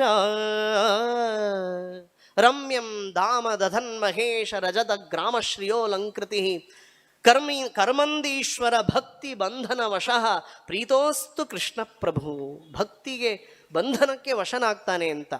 ಆದರೆ ಅವಳಲ್ಲಿ ಭಕ್ತಿ ಇರಲಿಲ್ಲ, ಪ್ರಕಟ ಆಗಿರಲಿಲ್ಲ. ಭಕ್ತಿ ಬರಬೇಕಾದ್ರೆ ಮಹಾತ್ಮ್ಯ ಜ್ಞಾನ ಇರಬೇಕು ಮತ್ತು ವೈರಾಗ್ಯ ಇರಬೇಕು. ವೈರಾಗ್ಯತೋ ಭಕ್ತಿ ದಾರ್ಢ್ಯಂ ತೇನೋಪಾಸ ಯದಾ ಭವೇತ್ ಆಪರೋಕ್ಷಂ ತದಾ ವಿಷ್ಣೋ ಅಂತ ಹೇಳಿದ ಹಾಗೆ ಅವಳಲ್ಲಿ ಇದ್ದುದು ಕೇವಲ ಪುತ್ರ ಸ್ನೇಹ. ಬರೀ ಸ್ನೇಹ ಭಕ್ತಿ ಅನಿಸ್ಕೊಳ್ಳೋದಿಲ್ಲ. ಆ ಸ್ನೇಹದ ಜೊತೆಗೆ ಮಹಿಮಾಜ್ಞಾನ ಕೂಡಿದಾಗ ಮಾತ್ರ ಅದು ಭಕ್ತಿ ಅಂತ ಕರೆಸ್ಕೊಳ್ತದೆ. ಅದಕ್ಕೆ ವೈರಾಗ್ಯನೂ ಅವಶ್ಯಕತೆ ಇದೆ. ಇವಳಿಗೆ ವೈರಾಗ್ಯ ಇಲ್ಲ. ವೈರಾಗ್ಯ ಇದ್ದಿದ್ರೆ ಆ 1 ಲೀಟರ್ ಹಾಲಿಗಾಗಿ ಕೃಷ್ಣನನ್ನ ಅತೃಪ್ತಗೊಳಿಸಿ ಹೋಗ್ತಿರ್ಲಿಲ್ಲ. ಇನ್ನು ಅವನ ಮಹಿಮಾಜ್ಞಾನ ಅವಳಿಗಿಲ್ಲ. ಇದ್ದಿದ್ರೆ ಅವನನ್ನು ಕಟ್ಟಿ ಹಾಕಿ ಶಿಕ್ಷೆ ಕೊಡಬೇಕು ಅಂತ ಅವಳಿಗೆ ಅನಿಸ್ತಾ ಇರಲಿಲ್ಲ. ಹೀಗಾಗಿ ಮಹಿಮಾಜ್ಞಾನದ ನ್ಯೂನತೆ, ಇನ್ನೊಂದು ಕಡೆಗೆ ವೈರಾಗ್ಯದ ನ್ಯೂನತೆ, ಈ 2 ಅಂಗುಲ ದ್ಯಂಗುಲಂ ನ್ಯೂನಂ ಅಂತ ಹೇಳ್ತಾರೆ. ಹಾಗೆ ಕಟ್ಲಿಕ್ಕೆ ಹೋದರೆ 2 ಅಂಗುಲ ನ್ಯೂನವಾದದ್ದು ಇದೆ. ಅವಳಿಗೆ ಮಹಿಮಾಜ್ಞಾನ ಇಲ್ಲ ಮತ್ತು ವೈರಾಗ್ಯ ಇಲ್ಲ. ಆಮೇಲೆ ಭಗವಂತ ತನ್ನ ಅಚಿಂತ್ಯದ್ಭುತ ಶಕ್ತಿಯಿಂದ ಅವಳಿಗೆ ಆ ಮಹಿಮಾಜ್ಞಾನ ಪೂರ್ವಸ್ತು ಸುದೃಢ ಸರ್ವತೋಧಿಕ ಸ್ನೇಹವನ್ನು ಉಂಟು ಮಾಡಿದಾಗ ಅದು ಭಕ್ತಿ ಅಂತ ಕರೆಸಿಕೊಳ್ತು. ತಕ್ಷಣದಲ್ಲಿ ಒಂದು ಕರುವನ್ನು ಕಟ್ಟುವ, ಕೇವಲ ಒಂದು ಸಣ್ಣ ಕರುವನ್ನು ಕಟ್ಟುವಂತಹ ಹಗ್ಗದಲ್ಲಿ ಕಟ್ಟಿಸಿಕೊಂಡ. ಮುಂದೆ ಕಥೆ ಎಲ್ಲ ಗೊತ್ತು. 2 ಅರ್ಜುನ ವೃಕ್ಷಗಳ ಮಧ್ಯದಲ್ಲಿ ಹೋದ. ಆ ಮರಗಳನ್ನು ಬೀಳಿಸಿದ ಭಗವಂತ. ಎಳೆದ ರಭಸಕ್ಕೆ ತಾನು ಒಳಗಡೆ ಹೋದ 2 ಮರಗಳ ಮಧ್ಯದಲ್ಲಿ. ಆದರೆ ಆ ಒರಳು ಕಲ್ಲು ತಡೆ ಹಿಡಿದು ನಿಂತಿದ್ದರಿಂದ ಎಳೆದದ್ದಕ್ಕಾಗಿ ಆ ರಭಸಕ್ಕೆ ಇದು ಅನೇಕ ಇದೆ. ಆ ಹಗ್ಗ ಹರಿಲಿಲ್ಲ ನೋಡಿ. ಯಾಕಂದರೆ ಕೃಷ್ಣನಿಗೆ ಸಂಪರ್ಕ ಹೆಚ್ಚು ಇತ್ತು. ಅದಕ್ಕೆ ಹಗ್ಗಕ್ಕೆ ಕೃಷ್ಣನ ಸಂಪರ್ಕ ಇದ್ದುದರಿಂದ ಎಷ್ಟಾದರೂ ಹರಿಲಿಲ್ಲ ಅಂತ. ಸ್ವಲ್ಪ ದೂರ ಸಂಪರ್ಕ ಇದ್ದದ್ದಕ್ಕಾಗಿ ಆ ಮರಗಳು ಮುರಿದ್ವು ಅಂತ. ಅದಕ್ಕೆ ಯಾರು ಕೃಷ್ಣನ ಸಂಪರ್ಕದಲ್ಲಿರ್ತಾರೋ ಅವರಿಗೆ ಈ ಸಂಸಾರದ ಯಾವ ಬಾಧೆಗಳಿಂದಲೂ ಅವರು ನರಳಾಡೋದಿಲ್ಲ ಅಂತ ಕೊಟ್ಟನೇನೋ ಭಗವಂತ ಅಂತ. ಕೊನೆಗೆ ಆ ಅರ್ಜುನ ವೃಕ್ಷಗಳು ಬಿದ್ದಿವೆ. ಅಲ್ಲಿ ನಲಕೂಬರ ಮಣಿಗ್ರೀವ ಅಂತ ಕುಬೇರನ ಮಕ್ಕಳು, ನಾರದರ ಶಾಪ. ಅದಕ್ಕೊಂದು ಕಾರಣ ಏನಂದರೆ ಅವರು ಜಲಕ್ರೀಡೆಯನ್ನು ನಗ್ನರಾಗಿ ಮಾಡ್ತಾ ಇದ್ರು. ಇದು ನಗ್ನರಾಗಿ ಮಾಡುವಂತಹ ಸ್ನಾನ ಇದು ಫಲಪ್ರದವಲ್ಲ ಮತ್ತು ದೇವಹೇಳನ, ಇದು ದೇವತೆಗಳಿಗೆ ಮಾಡುವ ತಿರಸ್ಕಾರ ಅಂತನ್ನುವುದನ್ನು ಜಗತ್ತಿಗೆ ತೋರಿಸಿಕೊಡುವುದಕ್ಕಾಗಿ ಕುಬೇರನ ಆ ಮಕ್ಕಳಿಗೆ ನೀವು ಬರೀ ಮೈಯಲ್ಲೇ ನಿಲ್ರಿ ಅಂತ, ವೃಕ್ಷಗಳಾಗ್ರಿ ಅಂತ ಶಾಪ ಕೊಡ್ತಾ ಇದ್ದಾರೆ. ಅಷ್ಟೇ ಅಲ್ಲ, ಧುನಿ ಮತ್ತು ಚಮು ಅಂತ, ಆ ಧುನಿ ಮತ್ತು ಚಮು ಅಂತನ್ನುವಂತಹ ಇಬ್ಬರು ರಾಕ್ಷಸರು ಕೂಡ ಪಾರ್ವತಿಯ ವರದಿಂದ ಅವಧ್ಯರಾದವರು ಅಲ್ಲಿ ಇದ್ದಾರೆ. ಅವರಿಗೆ ಮತ್ತೆ ಭಗವಂತ ಸಂಹಾರ ಮಾಡ್ತಾ ಇದ್ದಾನೆ. ಇವರಿಗೆ ಶಾಪ ವಿಮೋಚನೆಯನ್ನು ಮಾಡಿದ. ಅವರು ಶರಣಾಗತರಾಗಿ ಭಗವಂತನನ್ನ ಸ್ತೋತ್ರ ಮಾಡ್ತಾ ಇದ್ದಾರೆ. ಎಂಥ ಅದ್ಭುತವಾದ ಸ್ತೋತ್ರ ಅದು. ವಾಣಿ ಗುಣಾನುಕಥನೆ ಶ್ರವಣೌ ಕಥಾಯಾಂ ಹಸ್ತೌ ಚ ಕರ್ಮಸು ಮನಸ್ತವ ಪಾದಯೋರ್ನೌ ಸ್ಮೃತ್ಯಾಂ ಶಿರಸ್ತವ ಸುರಪ್ರವರ ಪ್ರಣಾಮೇ ದೃಷ್ಟಿ ಸತಾಂ ದರ್ಶನೇಸ್ತು ಭವತ್ತನೂನಾಂ. ಸ್ವಾಮಿ, ನೀನು ಕೊಟ್ಟಂತಹ ಈ ವಾಕ್ಶಕ್ತಿ ಅದು ನಿನ್ನ ಗುಣಗಳ ಕಥನದಲ್ಲಿ ತೊಡಗಲಿ. ಶ್ರವಣೌ ಕಥಾಯಾಮ್, ನನ್ನ ಈ ಕರ್ಣಗಳು ಭಗವಂತ ನಿನ್ನ ಕಥೆಯನ್ನು ಕೇಳುವಲ್ಲಿ ಪ್ರವೃತ್ತವಾಗಲಿ. ಹಸ್ತೌ ಚ ಕರ್ಮಸು, ನಮ್ಮ ಕರಗಳು ನಿನ್ನ ಕೈಂಕರ್ಯ ಪೂಜಾದಿ ಕೈಂಕರ್ಯಗಳಲ್ಲಿ ತೊಡಗಲಿ. ಮನಸ್ತವ ಪಾದಯೋಹೋ, ನಿನ್ನ ಪಾದಾರವಿಂದಗಳಲ್ಲಿ ನನ್ನ ಮನಸ್ಸು ನೆಡುವಂತೆ ಮಾಡು. ಶಿರಸ್ತವ ಸುರಪ್ರವರ ಪ್ರಣಾಮೆ, ನನ್ನ ಶಿರಸ್ಸು ನಿನ್ನ ಪಾದಗಳಿಗೆ ವಂದಿಸುವಂತೆ ಮಾಡಲಿ. ಶಿರ ನಿನ್ನ ಚರಣಕ್ಕೆ ಎರಗಲಿ ಕಣ್ಣು. ಹೇಳ್ತಾರಲ್ಲ ದಾಸರು, ಒಂದೊಂದು ಅವಯವಗಳು ಕೂಡ ಸಾರ್ಥಕವಾಗಬೇಕಾದ್ರೆ ಆ ಎಲ್ಲ ಅವಯವಗಳಿಗೂ ಭಗವದ್ ವಿಷಯಕತ್ವ ಬರಬೇಕು ಅಂತ ಹೀಗೆಲ್ಲ ಸ್ತೋತ್ರ ಮಾಡ್ತಾರೆ. ಮುಂದೆ ಅನೇಕ ಮಾತುಗಳಿವೆ ಎಲ್ಲ. ತ್ವಮೇವ ಕಾಲಃ ಭಗವಾನ್ ವಿಷ್ಣುರವ್ಯಯ ಅಂತ ಕಾಲಾಭೇದವನ್ನು ಭಗವಂತನಿಗೆ ಹೇಳಿದ ಹಾಗೆ ಅನಿಸ್ತದೆ. ಆದರೆ ವಿಷ್ಣು ಸರ್ವಗುಣೋದ್ರೇಕಾತ್ ಕಾಲಃ ಇತ್ಯಭಿಧೀಯತೆ. ಶ್ರೀಮದಾಚಾರ್ಯ ತಾತ್ಪರ್ಯದಲ್ಲಿ ಸರ್ವಗುಣೋದ್ರೇಕ, ಗುಣಪೂರ್ಣತ್ವ ಇದ್ದುದರಿಂದಾಗಿ ಭಗವಂತನಿಗೆ ಕಾಲ ಅಂತ ಕರೆಸಿಕೊಳ್ತಾನೆ ಭಗವಂತ ಅಂತ. ಹೀಗೆ ಅನೇಕ ಅರ್ಥವನ್ನು ಹೇಳ್ತಾರೆ. ಪ್ರಕೃತಿಯಿಂದ ಅಭೇದವನ್ನು ಹೇಳಿದ ಹಾಗೆ ತೋರುತ್ತದೆ. ಹಾಗಲ್ಲ, ಪ್ರಕೃತ್ಯಾದೇಹೇ ತದ್ವಶತ್ವಾತ್ ಪ್ರಕೃತ್ಯಾದಿ ರುದೀರ್ಯತೆ. ಭಗವಂತ ಸ್ವಯಮೇವ ತ್ವಂ ಮಹಾನ್ ಪ್ರಕೃತಿ ಅಂತ ಅವರು ಸ್ತೋತ್ರ ಮಾಡಿದರು. ಹಾಗಾದರೆ ಭಗವಂತನೇ ಪ್ರಕೃತಿ ಏನು? ಪ್ರಕೃತಿ ಅಲ್ಲ. ಕಿಂತು ಪ್ರಕೃತ್ಯಾದೇಹೇ ತದ್ವಶತ್ವಾತ್, ಯಾವುದು ಯದಧೀನ ಯಸ್ಯ ಸತ್ತ ತತ್ತದಿತ್ತೇವ ಭಣ್ಯತೆ ಅಂತ ಹೇಳಿದ ಹಾಗೆ ಇಡೀ ಜಗತ್ತು ಯಾರ ವಶದಲ್ಲಿದೆಯೋ ಅಂತಹ ಭಗವಂತನಿಗೆ ಆ ಜಗತ್ತಿನ ಹೆಸರಿನಿಂದಲೇ ಕರೀತಾರೆ ಅಂತ ಈ ಒಂದು ತಾತ್ಪರ್ಯದಲ್ಲಿ ಶ್ರೀಮದಾಚಾರ್ಯ ಹೇಳ್ತಾರೆ. ಹಾಗೆ ಕೃಷ್ಣ ಅವರನ್ನು ಅನುಗ್ರಹಿಸಿದ. ಮುಂದೆ ವೃಂದಾವನಕ್ಕೆ ಹೋದ. ಅಲ್ಲಿ ಗೋಪಾಲಕನಾದ. ಏನು ಅದ್ಭುತವಾದ ಗೋವುಗಳನ್ನು ಕಾಯ್ತಾ ಇದ್ದಾನೆ. ಕಾದನ ವತ್ಸವ ಹರಿ ಕಾದನ, ಕಾದನ ವತ್ಸವ ಹರಿ ಕಾದನ, ಕಾದನ ಎಳೆಯ ಗರಿಕೆ ಇರುವ ಸ್ಥಳದಿ ನೆರೆದು ವತ್ಸಗಳನೆ ನಿಲ್ಲಿಸಿ ಕೊಳಲು ತನ್ನ ಕೈಲಿ ಪಿಡಿದು ಮುರಳಿಗಾನ ಮಾಡುತ್ತ ಕಾದನ. ಒಂದು ತಿಂಗಳ ಕರುಗಳು ಇಂದಿರೇಶನು ಮೇಯಿಸಲು, ಒಂದು ವರುಷ ಕರುಗಳಂತೆ ನಂದದಿಂದ ಬೆಳೆದವು ಕಾದನ. ಹೀಗೆ ಅನೇಕ ವತ್ಸಗಳನ್ನು ಕಾಯ್ತಾ ಇದ್ದಾನೆ. ಮುಂದೆ ವತ್ಸಾಸುರ, ಬಕಾಸುರ ಮತ್ತು ಧೇನುಕಾಸುರರನ್ನು ಸಂಹಾರ ಮಾಡ್ತಾ ಇದ್ದಾನೆ. ಶ್ರೀಮದಾಚಾರ್ಯ ತಾತ್ಪರ್ಯದಲ್ಲಿ ತಿಳಿಸ್ತಾರೆ, ದೈತ್ಯಂ ಸ ವತ್ಸ ತನುಂ ಕಂಸಾನುಗಂ ಹರವರಾದ ಅಪನೈಹಿ ಅವಧ್ಯಂ. ರುದ್ರದೇವರ ವರದಿಂದ ಅವಧ್ಯನಾದಂತಹ ಆ ವತ್ಸ ಕರುವಿನ ರೂಪದಲ್ಲಿ ಬಂದು ಗೋಪಾಲಕರಿಗೆ, ಗೋವುಗಳಿಗೆ ಪೀಡೆಯನ್ನು ಕೊಡುವ ಆ ವತ್ಸಾಸುರನನ್ನು ಕೂಡ ಭಗವಂತ ಸಂಹಾರ ಮಾಡಿ ವೃಕ್ಷ ಶಿರಸಿ ನೆಹನತ್, ಒಂದು ದೊಡ್ಡ ಹಣ್ಣುಳ್ಳಂತಹ ಮರದ ಮೇಲೆ ಅವನನ್ನು ಬೀಳಿಸಿದ. ಆ ಬಿದ್ದುದಕ್ಕಾಗಿ ಎಲ್ಲ ಹಣ್ಣುಗಳು ಕೆಳಗಡೆ ಬೀಳ್ತಾ ಇವೆ. ಇಲ್ಲಿ ವಾದರಾಜರು ಹೇಳ್ತಾರೆ, ನೋಡ್ರಿ, ಆ ವೃಕ್ಷ ಯಾವಾಗ ಕೃಷ್ಣ ವತ್ಸಾಸುರನ್ನ ಎಸೆದ, ಆವಾಗ ಆ ವತ್ಸಾಸುರ ಅವನು ಎಲ್ಲಿ ಹೋದ? ವೃಕ್ಷದ ಮೇಲೆ ಹೋದ. ಹಾಗಾದರೆ ವೃಕ್ಷ ಅವನನ್ನು ಸ್ವೀಕಾರ ಮಾಡ್ತಂತೆ. ದೇವರಿಗೆ ಬೇಡಾದವರನ್ನು ಯಾರು ನಾವು ಸ್ವೀಕಾರ ಮಾಡಿ ನಾವು ಹತ್ತಿರ ಇಟ್ಕೊಳ್ತೀವಲ್ಲ, ಆಗ ಅದರ ಫಲಗಳೆಲ್ಲ ನಾಶ ಆಗ್ತವಂತೆ. ಹಾಗೆ ನಮ್ಮ ಪುಣ್ಯ ಫಲವೂ ನಾಶ ಆಗ್ತದೆ. ಯಾವಾಗ ಅಂದರೆ ದೇವರಿಗೆ ಬೇಡಾದವರನ್ನು ನಮ್ಮ ಹತ್ತಿರ ಇಟ್ಕೊಂಡಿರ್ತೀವಲ್ಲ, ಅದಕ್ಕಾಗಿ ನಾವು ಗಳಿಸಿದ ಪುಣ್ಯ ಫಲಗಳೆಲ್ಲ ನಾಶ ಆಗ್ತವೆ ಅಂತ. ಮುಂದೆ ಬಕಾಸುರನ ಸಂಹಾರ. ಸ್ಕಂದ ಪ್ರಸಾದ ಕವಚ, ಸ್ಕಂದ ಪ್ರಸಾದದ ಕವಚ. ಮುಂದೆ ಕಾಳಿಂಗ ಮರ್ದನ, ಧೇನುಕಾಸುರ ಎಲ್ಲ ಸಂಹಾರ. ಭಾಳ ಬೇಗ ಬೇಗ ಹೇಳಬೇಕಾಗಿದೆ, ಕಥೆ ಎಲ್ಲ ನಿಮ್ಗೆ ಚೆನ್ನಾಗಿ ಗೊತ್ತು. ಇನ್ನು ಕಾಳಿಂಗ ಮರ್ದನ, ಭಗವಂತ ಒಂದು ಸಮಯದಲ್ಲಿ ವತ್ಸವನ್ನು, ಕರುಗಳನ್ನು ಕಾಯಲಿಕ್ಕೆ ಹೋಗ್ತಾನೆ ಬಲರಾಮನನ್ನು ಬಿಟ್ಟು. ಆದರೆ ಅಲ್ಲಿ ಏನು ನೋಡ್ತಾನೆ ಅಂದರೆ, ಆ ಯಮುನೆಯ ದಡದಲ್ಲಿ ಎಲ್ಲರೂ ಕೂಡ ಗೋಪಾಲಕರು, ಗೋವುಗಳು ಮೂರ್ಛಿತರಾಗಿ ಮೃತಪ್ರಾಯರಾಗಿ ಬಿದ್ದಿದ್ದಾರೆ, ಮರಣವನ್ನೇ ಹೊಂದಿದ್ದಾರೆ. ಇದೇನು ಅಂತ ಭಗವಂತ ಸರ್ವಜ್ಞ ಅವನು ತಿಳಿದ. ಇದು ಕಾಲಿಯನಾಗನ ಗರಳದ ಒಂದು ಪ್ರಭಾವ ಅಂತ ತಿಳಿದ. ಅವನನ್ನು ಮರ್ದನ ಮಾಡುವ ಕಾಲ ಕೂಡಿ ಬಂದಿತ್ತು. ಆ ನಿಟ್ಟಿನಲ್ಲಿ ಭಗವಂತ ಏನು ಮಾಡಿದ, ಅವ್ರನ್ನೆಲ್ಲರನ್ನು ತನ್ನ ಅಮೃತ ಒಂದು ಕಟಾಕ್ಷದಿಂದ, ಅರಳುಗಂಗಳ ನೋಟದಿಂದಲೇ ಅವರನ್ನೆಲ್ಲರನ್ನು ಬದುಕಿಸಿದ. ಇದು ಭಗವಂತನ ಅಚಿಂತ್ಯದ್ಭುತವಾದ ಶಕ್ತಿ. ಕೊನೆಗೆ ಒಂದು ಈಚಲು ಮರು, ಎಲ್ಲ ಮರ ಇಳೆಗೆ ಉರುಳಿದ್ರೂ ಕೂಡ ಒಂದು ಈಚಲು ಮರು ಅದು ಮಾತ್ರ ತಲೆ ಎತ್ತಿ ನಿಂತಿತ್ತು. ಅದರ ಮೇಲೆ ಹತ್ತಿ ತಾನು ಧುಮುಕಿದ. ಎಲ್ಲ ಕಥೆ ತುಂಬ ಇದೆ. ಆ ನಾಗ ಉದ್ವಿಗ್ನನಾಗಿ ಆ ಕೃಷ್ಣನನ್ನು ತನ್ನ ಹೆಡೆಗಳಿಂದ ಸುತ್ತಿ ಕಚ್ಚಲಿಕ್ಕೆ ಬಂದರೆ, ಭಗವಂತ ಏನು ಆ ನರ್ತನವನ್ನು ಮಾಡ್ತಾ ಇದ್ದಾನೆ. ಆ ಬಾಲವನ್ನು ಪಿಡಿದು ಭಗವಂತ ಆ ಫಣಿಯ ಮೇಲೆ, ಆ ಹೆಡೆಗಳ ಮೇಲೆ ನಾಟ್ಯವನ್ನು ಮಾಡ್ತಾ ಇದ್ದಾನೆ. ತತ್ತ ಧಿಮಿತ ಧಿಮಿಕಿಯನು ತಹರಿ ಆಡಿದನೇ, ಹರಿ ತತ್ತ ಧಿಮಿತ ತತ್ತ ಧಿಮಿತ ಧಿಮಿತ ಗಿಡತಕ ತಕ್ಕತ್ತ ಧಿಮಿತ ಧಿಮಿತ ಈ ಗಿಡತಕ ತತ್ತ ಧಿಮಿತ ಧಿಮಿತ ತಕ್ಕತ್ತ ಧಿಮಿತ ಧಿಮಿತ ಈ ತತ್ತ ಧಿಮಿತ ಧಿಮಿತ ಗಿಡತಕ ತಕ್ಕತ್ತ ಧಿಮಿತ ಧಿಮಿತ ಈ ಗಿಡತಕ ತತ್ತ ಧಿಮಿತ ಧಿಮಿ ತತ್ತ ಧಿಮಿತ ಧಿಮಿ ಗುಂಗು ಕುತಕ ಜಂಡು ಜಂ ತತ್ತಾಂ ಗಿಡತಕ ಧಿತ್ತಾಂ ಗಿಡತಕ ರಿಜಂ ಧಿತ್ತಾಂ ಗಿಡತಕ ರಿಜಂ ತಾಂ ಗಿಡತಕ ರಿಜಂ ಗಿಡತಕ ರಿಜಂ ಗಿಡತಕ ಜಂ ತತ್ತ ಧಿಮಿತ ಧಿಮಿಕಿಯೇನು ತಹರಿ ಹಾಡಿದನೇ.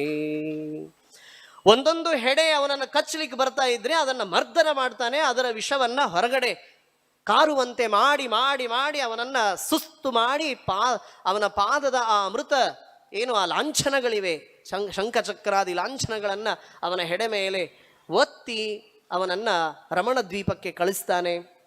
ಅವನಿಗೆ ಅಭಯವನ್ನು ಕೊಟ್ಟ. ಇದೆಲ್ಲ ಕಥೆ ಗೊತ್ತಿದೆ. ಅಲ್ಲಿ ಒಂದು ಆಂತರ್ಯ ಇದೆ, ಅದನ್ನು ಹೇಳಿ ನಾನು ಮುಗಿಸ್ತೇನೆ. ನಮ್ಮ ಹೃದಯವು ಕೂಡ ಒಂದು ಯಮುನಾ ನದಿ, ಯಮುನೆಯ ಮಡು. ಅದರಲ್ಲಿ ಒಬ್ಬ ಅಜ್ಞಾನ ಎಂಬ ಕಾಳಿಂಗ ಇದ್ದಾನೆ. ಅವನಿಗೂ ಅನೇಕ ಹೆಡೆಗಳಿವೆ. ಅಜ್ಞಾನದ ಕಾರ್ಯಗಳು, ರಾಗದ್ವೇಷಗಳು, ಕಾಮಕ್ರೋಧ ಮೋಹ ಮದಮತ್ಸರಗಳು, ಅವುಗಳೆಲ್ಲ ವಿಷವನ್ನು ಕಾರಿ ಕಾರಿ ನಮ್ಮ ಹೃದಯವೆಂಬ ಯಮುನಾ ಮಡು ಗರಳಮಯವಾಗಿದೆ. ಹೀಗಾಗಿ ಆ ಗರಳದ ಆ ಕುದಿಯುವ ಆ ಯಮುನಾ ನದಿಯ ಮೇಲೆ ಹಾಸಿ ಬರುವ ಗಾಳಿಗೆ ಎಲ್ಲ ಗೋಪಾಲಕರು, ಗೋವುಗಳು ಮೃತನಾದಂತೆ ನಮ್ಮ ಹೃದಯದಲ್ಲಿರುವ ಸದ್ಗುಣಗಳೆಲ್ಲ ಮೃತಪ್ರಾಯವಾಗಿವೆ. ಹೀಗೆ ಏನು ಮಾಡಬೇಕು ಭಗವಂತ? ನಮ್ಮ ಹೃದಯದ ಮಡುವಿನಲ್ಲಿಯೂ ಧುಮುಕಬೇಕು. ಧುಮುಕಿ ಆ ಅಜ್ಞಾನ ರೂಪವಾದ, ನಾನಾ ವಿಧವಾದ ಕಾಮಕ್ರೋಧಗಳ ರೂಪದಲ್ಲಿ ಬರುವಂತಹ ಹೆಡೆಗಳನ್ನು ಹೊಂದಿದ ಆ ಕಾಳಿಂಗ ಅಜ್ಞಾನವನ್ನು ಮರ್ದನೆ ಮಾಡಬೇಕು. ತನ್ನ ಪಾದದ ಲಾಂಛವನ್ನ ಆ ಕಾಮಕ್ರೋಧಗಳೆಂಬ ಹೆಡೆಗಳ ಮೇಲೆ ಇಡಬೇಕು. ಏನಿದರ ಅರ್ಥ ಅಂದರೆ, ಕಾಮ ಇರಬೇಕು, ಕ್ರೋಧವೂ ಇರಬೇಕಂತ. ಅವು ಹೋಗುವುದಿಲ್ಲ. ನಾವು ಇರುವವರೆಗೂ ನಮ್ಮ ಜೊತೆಗೇ ಇವೆ. ಲಿಂಗಭಂಗ ಆಗುವವರೆಗೂ ನಮ್ಮ ಜೊತೆಗೆ ಈ ಜಡ ಮನಸ್ಸಿನಲ್ಲಿ ಕಾಮಕ್ರೋಧಗಳಿರ್ತವೆ. ಅದಕ್ಕಾಗಿ ವಿಜಯದಾಸರು ಹೇಳ್ತಾರೆ, ನಿನ್ನ ನೋಡುವ ಕಾಮಯನಗಿರಲಿ, ನಿನ್ನ ಚರಣವ ಬಿಡೆನೆಂಬ ಲೋಭ ಬರಲಿ, ನಿನ್ನ ನಾಮದ ಮದವೇರಲಿ ಕೃಷ್ಣ,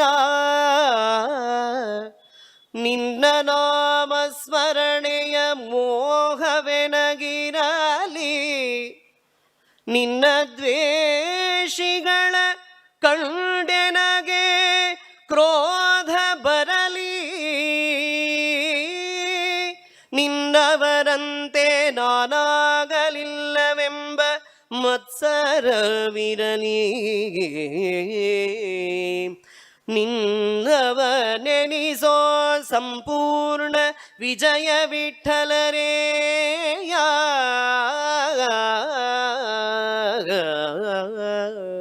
ನಮ್ಮಲ್ಲಿಯೂ ಇರುವಂತಹ ಕಾಮಕ್ರೋಧಗಳಿಗೆ ಭಗವದ್ವಿಷಯಕತ್ವವನ್ನು ತಂದುಕೊಡೋದೇ ಈ ಕಾಳಿಂಗ ಮರ್ದನದ ಆಂತರ್ಯ ಅಂತ ತಿಳಿತಾ ಮುಂದೆ ಕಾಡ್ಗಿಚ್ಚಿನ ಪಾನು ಮಾಡಿದ್ದಾನೆ ಭಗವಂತ. ಮುಂದೆ ವೇಣುಗಾನವನ್ನು ಮಾಡ್ತಾ ಇದ್ದಾನೆ. 1-2 ಸೆಕೆಂಡಲ್ಲಿ ಮುಗಿಸ್ತೇನೆ. ಎಂಥ ವೇಣುಗಾನ ಅಂದರೆ, ಏನು ಸವಿಯೋ ನಿನ್ನ ಕೊಳಲು. ಅಲ್ಲೇನಾಗಿದೆ ಅಂದರೆ, ಆ ಕೊಳಲಿನ ನಾದಕ್ಕೆ ಮೋಹಗೊಂಡ ಸ್ತ್ರೀಯರ ಮನಸ್ಸು ಚಂಚಲವಾಗಿದೆ. ಏನು ಕೆಲಸ ಮಾಡ್ತೀವಿ ಅದರಲ್ಲಿ ಕಾನ್ಸಂಟ್ರೇಷನ್ ಇಲ್ಲ. ಅದಕ್ಕೇನಾಗಿದೆ ಅಂದರೆ, ಚಿಕ್ಕ ಮಕ್ಕಳ ಬಡಿದೋಡಿಸುವರೋ, ತನ್ನ ಮಕ್ಕಳು ಬಂದರೆ ಅವ್ರನ್ನ ಹೊಡೆದು ಓಡ್ರಿ ಹೋಗ್ರಿ ಅಂತಂತಿದ್ರಂತೆ. ಬೆಕ್ಕಿನ ಮರಿಯನ್ನು ಬಗಲೊಳಿಕ್ಕಿ ಹೋಗ್ತಾ ಇದ್ರಂತೆ. ಬೋರಲಿಕ್ಕಿದ ಗಡಿಗೆಗೆ ನೀರ ತುಂಬುತ್ತಾ ಇದ್ರಂತೆ. ಉಕ್ಕುವ ಹಾಲ ಲೆಕ್ಕಿಸರೋ, ಬೋರಲಿಕ್ಕಿದ ಗಡಿಗೆಗೆ ನೀರ ನಿಕ್ಕುವರೋ, ಹಿರಿ ಹಿಗ್ಗಿ ಕಣ್ಣಿಗೆ ಕುಂಕುಮ ತೀಡುವರೋ. ಹೀಗೆಲ್ಲ ಆಗಿದೆ ಅಂತೆ. ವಿಸ್ತಾರವಾಗಿ ಹೇಳ್ತಾರೆ, ಸಮಯ ಇಲ್ಲ. ಮುಂದೆ ಕಾತ್ಯಾಯಿನಿ ವೃತಧರರಾದಂತಹ ಆ ಎಲ್ಲ ಗೋಪಿಕಾ ಮಕ್ಕಳಿಗೆ, ಚಿಕ್ಕ ಕನ್ಯೆಯರಿಗೆಲ್ಲ ನಗ್ನ ಸ್ನಾನ ಇದು ದೇವಹೇಳನ ಅಂತ ತಿಳಿಸಿ ಅವರಿಗೆ ಆ ವಸ್ತ್ರವನ್ನು ಕೊಟ್ಟ.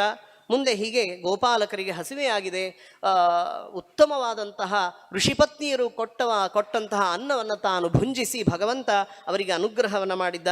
ಹೀಗೆ ಅನೇಕ ವಿಚಾರಗಳನ್ನು ಇಲ್ಲಿ ನಾವು ಕಾಣಬಹುದು. ನನಗೆ ಕೊಟ್ಟಂತಹ ಈ ವಿಷಯ, ಈ ಋಷಿಪತ್ನಿಯರು ಕೊಟ್ಟ ಅನ್ನವನ್ನು ಸುಭುಜತಾ ಭುಂಜಿಸಿದ ಅಂತ ಹೇಳಿದ ಹಾಗೆ ಅಲ್ಲಿಗೆ ನನಗೆ ಕೊಟ್ಟ ವಿಷಯ ಮುಗೀತದೆ. ಸಮಯ ಸ್ವಲ್ಪ ಹೆಚ್ಚು ತಗೊಂಡಿದ್ದೇನೆ, ಕ್ಷಮೆಯನ್ನು ಕೇಳಿ. ನನ್ನ ಈ ವಾಕ್ಕುಸುಮಗಳನ್ನು ಅಸ್ಮದ್ ಗುರುವಂತರ್ಗತ, ಸಮಸ್ತ ಗುರುವಂತರ್ಗತ, ಭಾರತೀಯ ರಮಣ ಮುಖ್ಯ ಪ್ರಾಣಾಂತರ್ಗತನಾದ ಇಲ್ಲಿ ಸನ್ನಿಹಿತನಾದಂತಹ ಲಕ್ಷ್ಮೀ ವೆಂಕಟೇಶ್ವರ ದೇವರಿಗೆ, ಅವನಿಂದ ಅಭಿನ್ನನಾದ ಭಗವಂತನಿಗೆ ಸ್ವಾಮಿಗಳ ಮೂಲಕ ಅದನ್ನು ಅರ್ಪಣೆಯನ್ನು ಮಾಡಲಿಕ್ಕೆ ಅವರಲ್ಲಿ ಪ್ರಾರ್ಥನೆಯನ್ನು ಮಾಡ್ತೇನೆ. ಇದು ಕೇವಲ ನಮ್ಮ ಸ್ವರೂಪೋದ್ಧಾರಕ ಗುರುಗಳ ಅನುಗ್ರಹದಿಂದ ಈ 4 ಮಾತುಗಳನ್ನು ಆಡಿದ್ದೇನೆ. ಅವರಿಗೂ ಈ ಸಂದರ್ಭದಲ್ಲಿ ಅನಂತ ನಮಸ್ಕಾರಗಳನ್ನು ತಿಳಿಸ್ತಾ, ನಮ್ಮ ಮಹಾಸ್ವಾಮಿಗಳವರ ಕೃಪಾಬಲ ನನ್ನಲ್ಲಿ ನಿಂತು ಈ ಮಾತುಗಳನ್ನು ನುಡಿಸಿದೆ. ತಪ್ಪಿದ್ರೆ ಎಲ್ಲ ಆತ್ಮ ಪಾಪೋತ್ಥ, ಗುಣಗಳಿದ್ದರೆ ಎಲ್ಲ ಗುರುಗಳ ಒಂದು ದಯಾ, ಅವರ ಕಾರುಣ್ಯ ಅಂತ ಹೇಳ್ತಾ ಅವರಿಗೆ ಈ ಸಂದರ್ಭದಲ್ಲಿ ಅನಂತ ನಮಸ್ಕಾರಗಳನ್ನು ತಿಳಿಸ್ತಾ, ಅವಕಾಶ ಕೊಟ್ಟಂತಹ ನಮ್ಮ ಆಚಾರ್ಯರಿಗೆ, ಮಾಹುಲಿ ಆಚಾರ್ಯರಿಗೂ ಹಾಗೂ ಪೂಜ್ಯ ಮಾಹುಲಿ ಆಚಾರ್ಯರಿಗೂ ಹಾಗೂ ಚಿಕ್ಕಾಚಾರ್ಯರಿಗೂ ಅನೇಕ ಕೃತಜ್ಞತಾಪೂರ್ವಕವಾದ ಅನಂತ ಸಾಷ್ಟಾಂಗ ನಮಸ್ಕಾರಗಳನ್ನು ತಿಳಿಸ್ತಾ, ನಮ್ಮ ರಾಮಕೃಷ್ಣಾಚಾರ್ಯರು, ಪೂಜ್ಯ ರಾಮಕೃಷ್ಣಾಚಾರ್ಯರಿಗೂ ಕೂಡ ನನಗೆ ಅನಂತ ನಮಸ್ಕಾರಗಳನ್ನು ತಿಳಿಸ್ತಾ, ಇಲ್ಲಿ ನೆರೆದಂತಹ ಎಲ್ಲ ಪಂಡಿತರಿಗೂ ನಮಸ್ಕಾರ ತಿಳಿಸ್ತಾ ನನ್ನ ಮಾತುಗಳನ್ನು ಮುಗಿಸ್ತೇವೆ. ಶ್ರೀಕೃಷ್ಣ ಅರ್ಪಣ ಮಸ್ತು.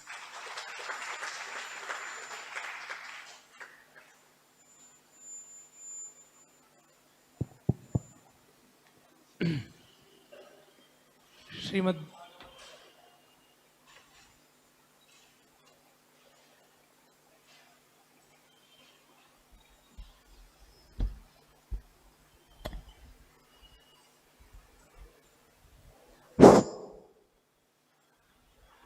ಶ್ರೀಮದ್ಭಾಗವತದ ದಶಮಸ್ಕಂದದ ಪ್ರವಚನದ ಅಂಗವಾಗಿ 9ನೆಯ ಅಧ್ಯಾಯದಿಂದ 21ನೆಯ ಅಧ್ಯಾಯದವರೆಗೂ ಕೃಷ್ಣನ ಬಾಲ್ಯಲೀಲೆಗಳ ಪೂರ್ವಭಾಗ ಅದನ್ನು ಪಂಡಿತ ವ್ಯಾಸತೀರ್ಥಾಚಾರ್ಯ ಕನವಳ್ಳಿ ಇವರು ಬಹಳ ಸುಂದರವಾಗಿ ಪ್ರಸ್ತುತಪಡಿಸಿದ್ದಾರೆ.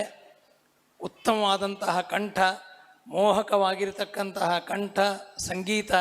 ಇದರಿಂದ ದಾಸರು, ಮಹಾನುಭಾವರು, ಪುರಂದರದಾಸರೇ ಮೊದಲಾದಂತಹ ದಾಸವರೆಣ್ಯರು ತಾವು ಕೃಷ್ಣನನ್ನು ಪ್ರತ್ಯಕ್ಷವಾಗಿ ಕಂಡು, ಆತನ ಬಾಲ್ಯಲೀಲೆಗಳನ್ನು ಪ್ರತ್ಯಕ್ಷವಾಗಿ ಕಂಡು ಹೃದಯ ತುಂಬಿ ಹಾಡಿದಂತಹ ಆ ಅದ್ಭುತವಾದಂತಹ ಕವನಗಳನ್ನು ಬಹಳ ಸುಂದರವಾಗಿ ಸೇರಿಸಿ ಕಮನೀಯವಾಗಿ ಮನೋಹರವಾಗಿ ತಮ್ಮ ಸಂಗೀತದ ಒಂದು ಜ್ಞಾನದಿಂದ ಪ್ರವಚನವನ್ನು ಶ್ರೀಮಂತಗೊಳಿಸಿದ ಪಂಡಿತ ವ್ಯಾಸತೀರ್ಥಾಚಾರ್ಯ ಕನವಳ್ಳಿಯವರಿಗೆ ಧನ್ಯವಾದ ಪೂರ್ವಕ ನಮಸ್ಕಾರವನ್ನು ತಿಳಿಸ್ತಾ ಇದ್ದೇನೆ. ಮುಂದಿನ ಪ್ರವಚನಕಾರರು ಪಂಡಿತ ಪವನಾಚಾರ್ಯ ಹಲಗಣಿ.